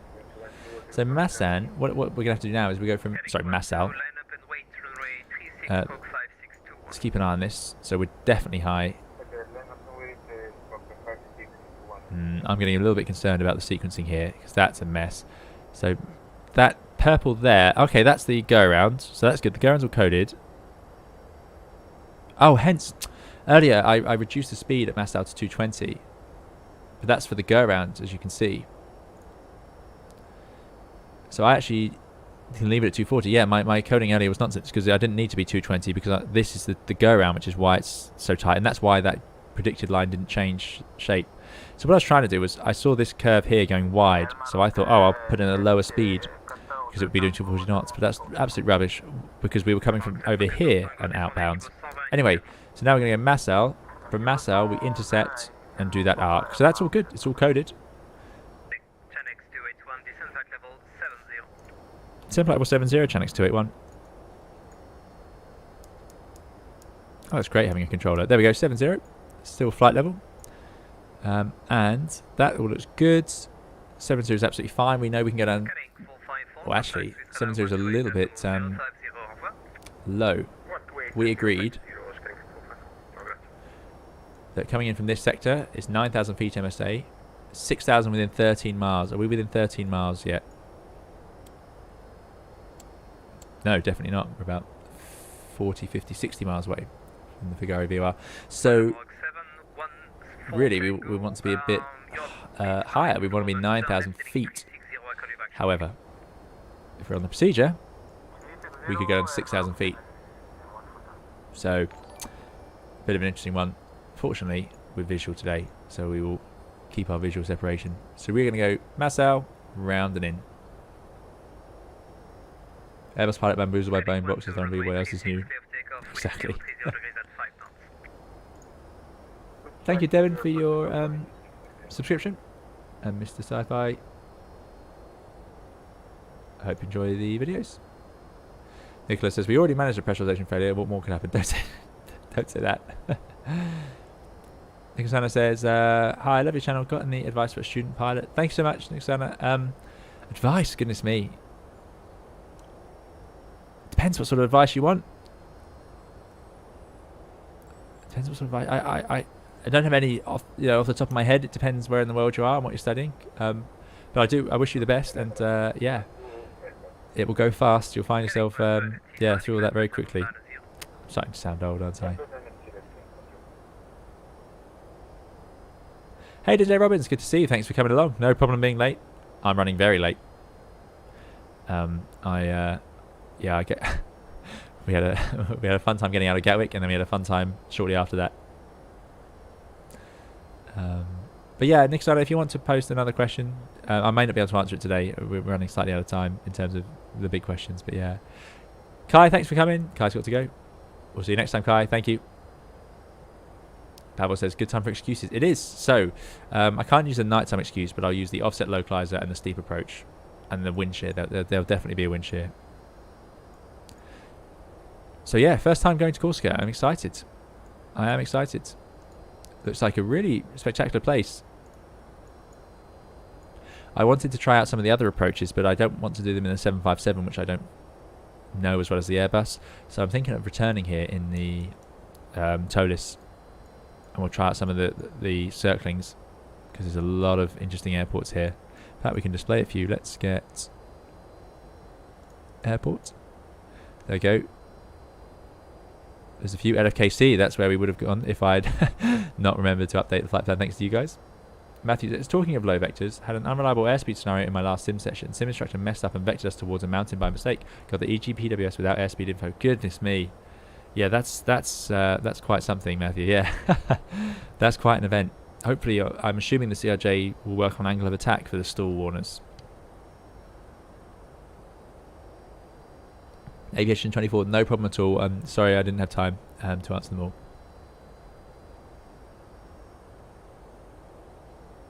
Noah says, when you're starting up the A320 in real life, is there a panel on the roof as you walk in to turn the cabin lights on? There's a few panels for adjusting cabin lights in the 320, yeah, but that will be handled by the camera crew.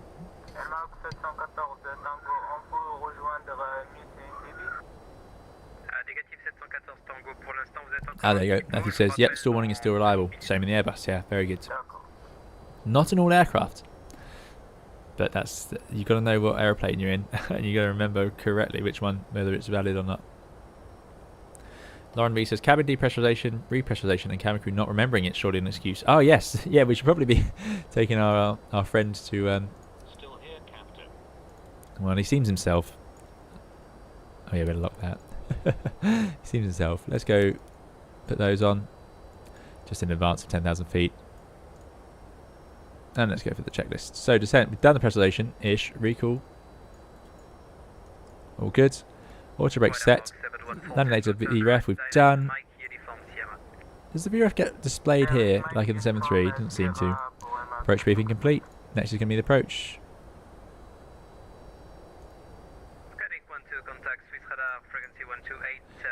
So I'm going to leave this on the performance page. 129. So we're going to add 5. So 134 VR.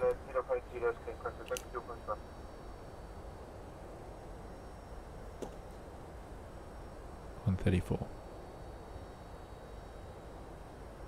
Ed says LFKC would be a cool approach for the future. Lots of mountains. Southern Calvary. Yeah, that's almost where we went. But then I realised 7.5, and I wanted to do the 7.5 for those engines, beautiful engines that we've now got. But yeah, we'll definitely change the camera view next time. But yeah, I didn't want to try it today. This is a great livery. Again, this is not the default Jet 2 livery. This is so much better. This was from well, you know, the X-Plane Org forums. It's just amazing. It's one of the best liveries I've seen in any simulator. The different textures and everything, and the glossy paint and the matte. Oh, it just looks great. And I do quite like this livery on the 7.5. There you go. There's another airport we could have gone to. But as you all know, Air 2000 will make an appearance soon. Carda Jowol, it does show VREF, but I think it depends on the options you've selected for this variant. Aha, there we go. Well, we won't fiddle with that now. Lauren V says, I don't think he seems himself. Normally he's shouting. Yeah, very good. Yeah. Andy says, the 737-200 into Calvi would be rather epic. Ooh, yeah, there's an idea. Now, that sounds ridiculous. But the advantage would be the 200 is simpler, which might give me more of a chance to get it around the approach. And I've made lots of excuses. I'll tell you what I'd love to do. Bring the DC-6 down here and do a bit of flying. But DC-6 is going to be... Oh, you guys know exactly where the DC-6 will be. You know exactly where it'll be flying from. It's only a shame it's summer.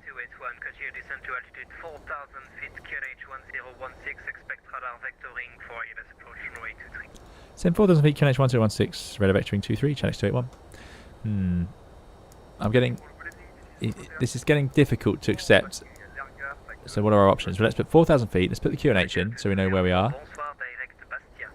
QNH 1016, send that across. 1016. 4,000 feet, 1016 is set. Put those seatbelts on. Yeah. So this is getting difficult to accept. So what are we going to do about it? Altimeters, nav aids. Got the ILS. Good. Next is landing. Good. Can you guys remind me what's the key to arm the speed brakes? It is 3. Okay, good. No, don't worry. Thanks, guys. Yep. Right. So what are we going to do? Well, I'm at 10,000 feet. I know 9,000 feet is the official MSA, but we can reduce that on the basis that we're visual. I'm simply going to just reduce my rate of descent now. We've been told radar vectors, so let's reduce the rate of descent. I'm going to do 500 feet per minute because I know I can't. There's no point descending any further. We've got to get all the way to the airport and around through the overhead. The airport's just over this ridge line over here. So let's get the speed back, keep the height up, keep above the terrain, and then descend on the other side. Landing lights are all on. Cabin's getting ready. Oh, logo lights should come on. 732 is a popular choice. Yeah, that would be quite something. Yeah, YZF, exactly, Andy. Yeah, you know it.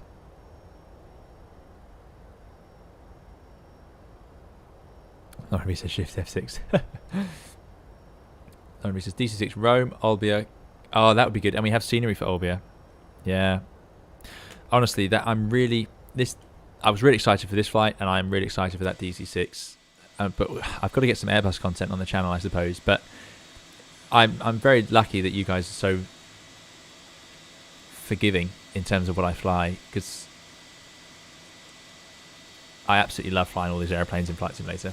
Which is, that's the reason you guys enjoy the sim as well. So it's nice that you guys let me do this as well, because I love flying them all around. So look at that. We're even above our 9,000 foot MSA as we come over the ridge line. You can make it snow in Microsoft Flight Simulator when you do the flight. Yes, I think that's what we'll do. We've also got a group flight to do. Hopefully doing that soon, but I'm getting a few delays. Unfortunately, trying to get that done. What's the registration? Says Aviation 19. GLSAI. Checkpoint says, would love to go back into the Toliss with the old magenta livery. Yeah. So we used that fantastic silver retro livery the other day, or the other week, but I want to do a flight in the Toliss in our livery as well. So that's got to be done soon as well. Pavel says the DC6 is a very leisurely pace, perfect for a podcast. So, good point, yeah. Classic podcast flight. And it's got a great autopilot, the DC6. Really good. You can fly the PMDG pogo stick, and I watch it with the most interest. Thanks, KPL. TEDx 281,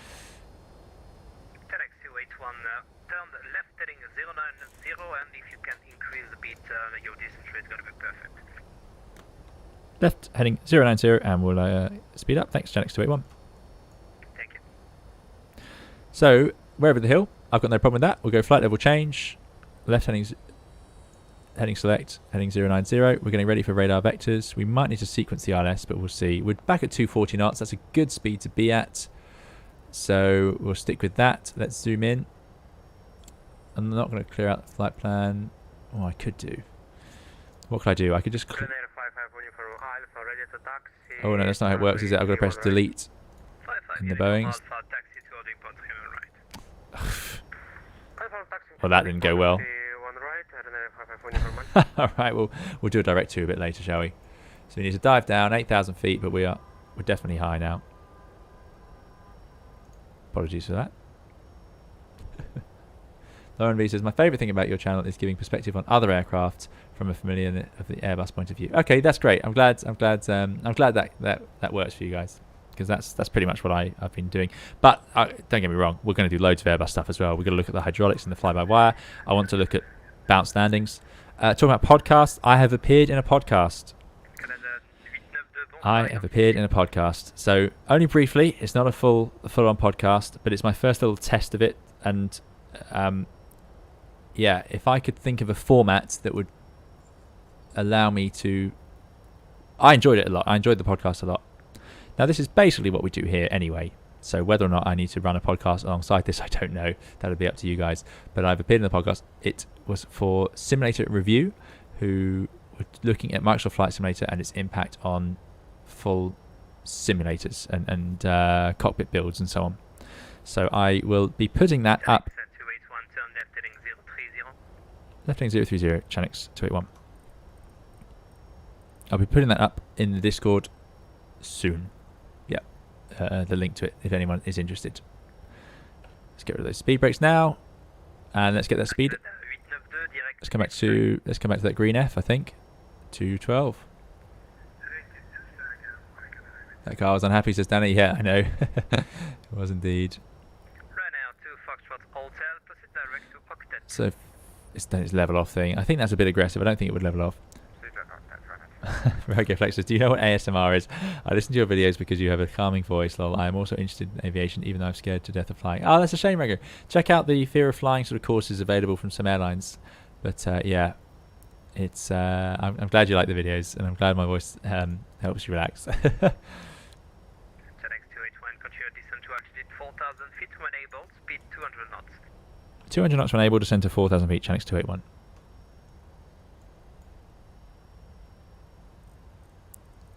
So when able, we are able. Below the F though, so time to get the first bit of flap out. See you. Chanix 281, turn left heading 270. Left lane 270, Chanix 281. 270. Why are we in thrust hold? We're in flight level change. Let's go vertical speed. Let's get a bit of a grip on this descent now. 1,000 feet to go. We don't just get any faster. DME 16.6 miles out. But that is going to be based on the 1140, I'm assuming. ILS DME is hidden somewhere, isn't it? 17.9. There it is. So we're pointing back at the hills. We've got the speed well under control. The glide slope's coming alive. Chanix 281, continue turn left heading 260, cleared ILS approach runway 23, report fully established. Left lane 260, cleared ILS 23, Wilco, Chanix 281. Okay, left, it's identified. We're going to arm the approach.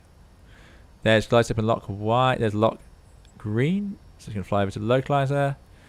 I think we'll get the speed back a bit more. Let's just come back to that F. We currently have flaps at 1. Let's go to flap 5. Jet2 hasn't scrapped this one yet. That's good news. And he says the core of the channel will always be Airbus, but we do enjoy the other aircraft a lot. It's a nice balance mix. That's great. Thanks, Andy. Yeah, of course. There'll be plenty of Airbus stuff coming on the channel. I want to look at bounce landings as well. But it's just been a few events, you know, with the DC-6 release and so on, which again caught a bit of a surprise. The Stearman. Sometimes these things get happen all at once.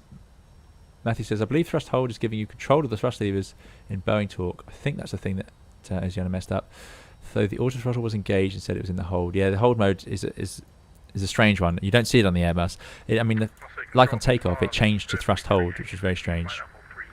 Right, now we can come back to the next F, 170 knots, 500 feet per minute.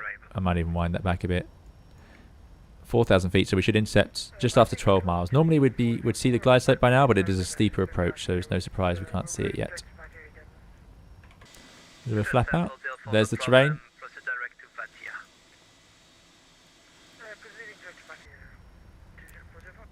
Where's the airport? Come on. There it is. Yeah, not very well lit. Ethan Aviation says, A380 in the future? Oh, absolutely. Yeah, I'll be flying the A380 when it comes out, no doubt. There's lots of airplanes I'm looking forward to flying. We flew the CRJ recently, that was great. Why has that gone to manual? Oh well. Out capture, there we go. Didn't quite manage a continuous descent. Flying for Fun says, hey, how are you? I completed my first circuits today for my PPR. Excellent, Flying for Fun. Great fun, circuits are absolute joy. And thanks for coming along, I'm doing very well. Danny says, the first Ryanair Max flight is just a part of Stansted. Excellent news. Wow, Max is in the air in the UK. Brilliant. So 4,000 feet's in the window. We'll leave that there for the go around. There's glide slope, and I'll let the controller know. Chanix 281, fully established, ILS 23. Chanix 281, runway 23, number 1, clear to land, wind 170 degrees at 3 knots. Clear to land, runway 23, Chanix 281. So wind from the left, that's good. A light wind from the left. So that means the turbulence would be just from these hills, but there is a lot of hills around. This will be why we have a steeper approach, because this ridge here, and we don't want to be coming in at 3 degrees, I'm guessing, because of this ridge line. Distance to go, 8.7. Time to slow down. We're 180 knots still, and we're on a steeper approach. So let's wind that speed back. Let's get the next bit of flap out. Copy that, thank you. Goes to 15. In fact, I'm going to just set in the window my approach speed, which I agreed with you guys was 134. We're going for full flap today.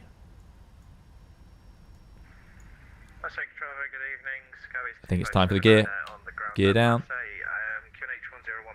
Let's arm the speed brakes. Next stage of flap. So that's flaps 20. Now that drag is coming out. We're finding the airplane really start to slow down. So hopefully we won't need to use those speed brakes. Gear is the best sort of speed brake on approach. It makes life a lot easier. And speed's low enough. We'll go to full flap. 162 limit, which we just about made. Now we should see those engines spool up. Oh, I hope my auto thrust disconnect works. Yikes. Let's make sure that does. Okay, here we go. Excuses are in. Terrible visibility. And no lights, no pappies. It's not what I was expecting. I haven't actually flown this approach in the sim, but as you can see, a little bit of a right-left, but I don't want to go charging off to the right because of this terrain. I don't want the GPWS to get excited. Center that heading bug. Right, last checklist. Landing, cabin is secured, speed brake armed, landing gear down, flaps are set to full. Next is shutdown. We will have a replay arriving in Stansted for that 73 Max. Excellent news. Vikas says, drop my phone on my face trying to stay awake for the arrival. Oh dear. Yeah, apologies, it's been a long one, but thanks for coming along, Vikas. Thanks for staying up for it. 1000, we are stable. Yeah, 134, that's what we wanted. Airplane's doing a great job. We're not going to follow those flight directors all the way down, but let's remember we've got to trim and I've got to set the thrust. So let's check the thrust setting. 55 N1.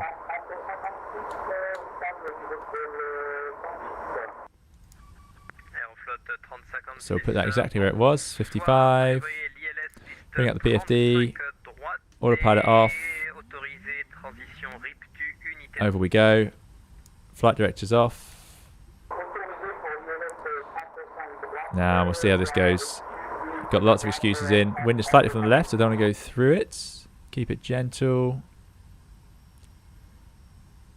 Oh, it's good that we got a glide step indication. Bit of a strange picture without any pappies. Try not to touch the thrust levers at all. Getting a little bit high.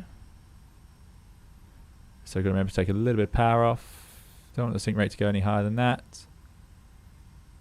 Any fiddling with the power ruins the trim at this point, so being careful with that. Minimums, we are of course visual. Still a bit high there. Keeping that descent rate under control. Glide slope is very sensitive, as we all know, in X-plane. 100. Seems okay.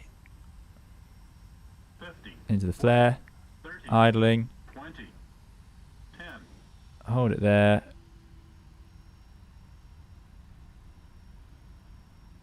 There's touchdown, get those reversed out. Oof, definitely a bit of a float there. And hopefully that auto brake's doing its job. I'll use full reverse for this, why not? Let's enjoy those engines. Look at that, right, there's 80 knots, reverses to idle, leaving that auto brake in. How did that one work out? Yeah, bit of a float, bit of a cheat. I'm actually a little surprised we floated. I just get auto brakes. And there we go. Welcome to Figari. Right, we're going to do our turn on the runway. We don't need to wait for that zone. But yeah, I really, you know, sometimes you feel like it's going to float, but that felt okay. So we'll see what it looks like out the window, but we'll do our backtrack now. Pavel says, perfect landing and a great stream as always. Thanks, Pavel. Let's not go off the end of the runway now. There we go. Thanks for coming along. And yeah, I'm glad you enjoyed it.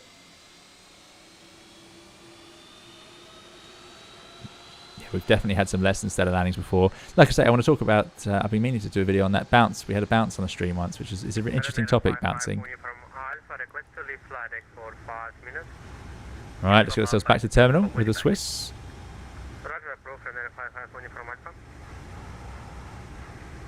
That transmission sounds like it was underwater. Yeah, it was some of those were. Yeah, considering we had a slightly steeper approach, I was surprised at the glide slope disappearing beneath us like that, but as we know, the glide slope that close in X-plane seems just a little bit oversensitive. Aviation 19 says, in real life, have you ever heard the pull-up and low terrain call-outs? Never heard the pull-up You really don't want to hear that. That's a sign something's gone very wrong. You hear some other GWS callouts occasionally, usually as a result of conditions or terrain like this, something like that. But still, yeah, you shouldn't hear any of those day to day. Santiago Perez says, thanks, it's been some time since I watched a full stream like today. Excellent, thanks for coming along, Santiago. Thanks for watching the whole thing. Really appreciate it. So we're going to park up, and of course, replay coming.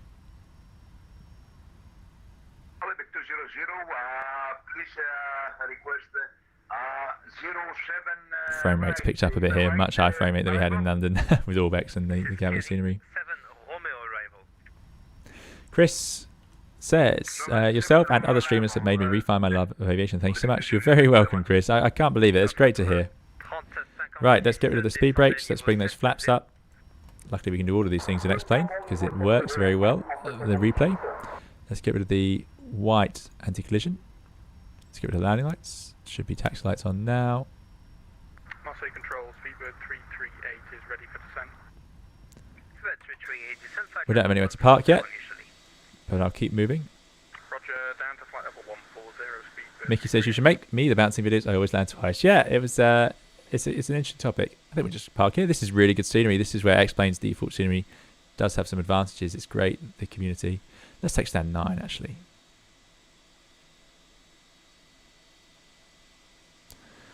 Right, so we're going to park up.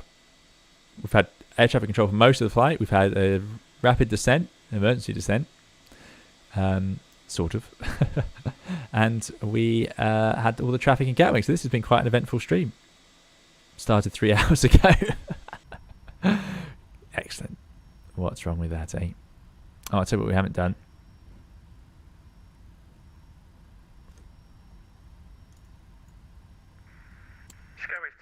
APU. Hopefully it's a bit quicker. You're very welcome, Hannah Van der Veen. Thanks for coming along. Hayden says, I've seen speculation be able to fly the A320 again. I hope so. I really hope so.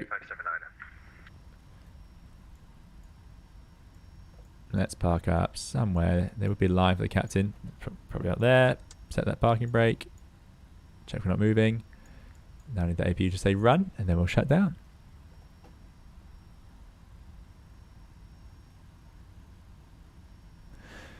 So, Carda Jowol, once again, thank you so much for the work on these engines. We are going to shut them down today. Oh, should get those lights off. Because... oh, come on, switches. I want to show you the spool down. AP gen off. AP gen on. There we go. Auto brakes. Oh yeah, they should have gone off. There we go. Parking brake is on. Right. So let's shut down the engines. So you can see them running.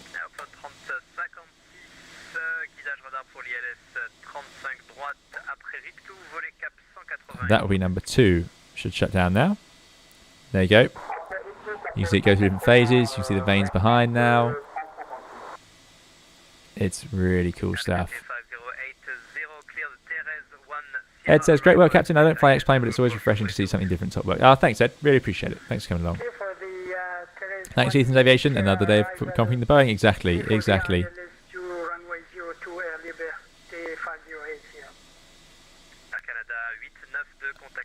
I seem to have lost my fan blade there. That's probably my fault. I did try this out earlier. I wonder what I've done wrong. Let's try out the other one. That'll be engine 1. There it goes. Right. I've obviously done something wrong with my modding skills. That'll be my fault. I didn't get the tutorial right clearly, but here we go. I've got this engine doing the right thing. So now it spools down. You get this fantastic slow-mo effect. Absolutely lovely. Flash Guy Airways, thanks for coming. See you later. Thanks, Ethan's Aviation. Thanks to everyone who kindly donated. Apologies if I've missed any more. It's been a bit of a bad day for that. Sven says, got out of my bed to install the mods. Excellent. Yep, mod is in the pinned message. There it is. And they just look glorious. Look at the glinting on those blades. It's just another level of detail. They are by far the most detailed part now of this this visual model. There's that beacon. Time to turn off the beacon. Not bad on the parking. We are on the line at least. Beacon off. Right. Let us disconnect from VATSIM.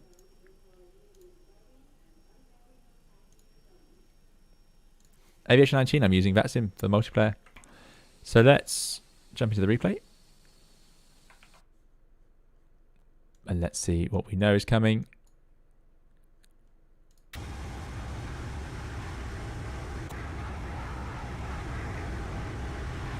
So we came in a little bit high even.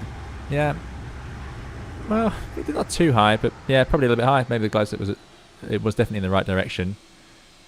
And I thought everything was going fine here. I suppose it was 1 marker from the touchdown zone, not the longest touchdown zone I've ever seen either. Although certainly not the shortest, so no excuses there. 757 is a lovely airplane to land. It really is. I think airplanes with these double gears, I've never flown one, but they look really nice to land. Whenever I'm a passenger one as well. And the Airbus is a lovely plane to land anyway, but I find that having that droopy gear, the advantage is, of course, when the first gear touches down, not only do you have the shock absorber, it actually bends, so you can get really smooth touchdowns. The trick is managing, I suppose, the second gear touchdown. Yeah, they do seem nice to fly though, nice to land. We'll talk to Steve, figure out what Steve thinks. Right, while we're in next plane, I'm not going to resist the view. I absolutely love this view. As you see it appear in my, it's in the DC6 video. Let's make sure we're after the touchdown zone. Okay. Trailer link gear. Yeah, trailer link gear also nice. Matteo, good to see you. Yeah. Yeah, you've made it for the butter action. You can add it to the butter that you're serving in all your dinners tonight. So there we go. Bit of a float along, touchdown. Look at that. Glorious machine. Absolutely love it. Carda says, okay, I found a bug. It's not you, it's me. I'll fix it now. Thanks, Carda. Carda's very good at supporting these things. Not something I'd seen before, because earlier I looked at the other engine during the shutdown process. Right. It is time. Oh, it's too far.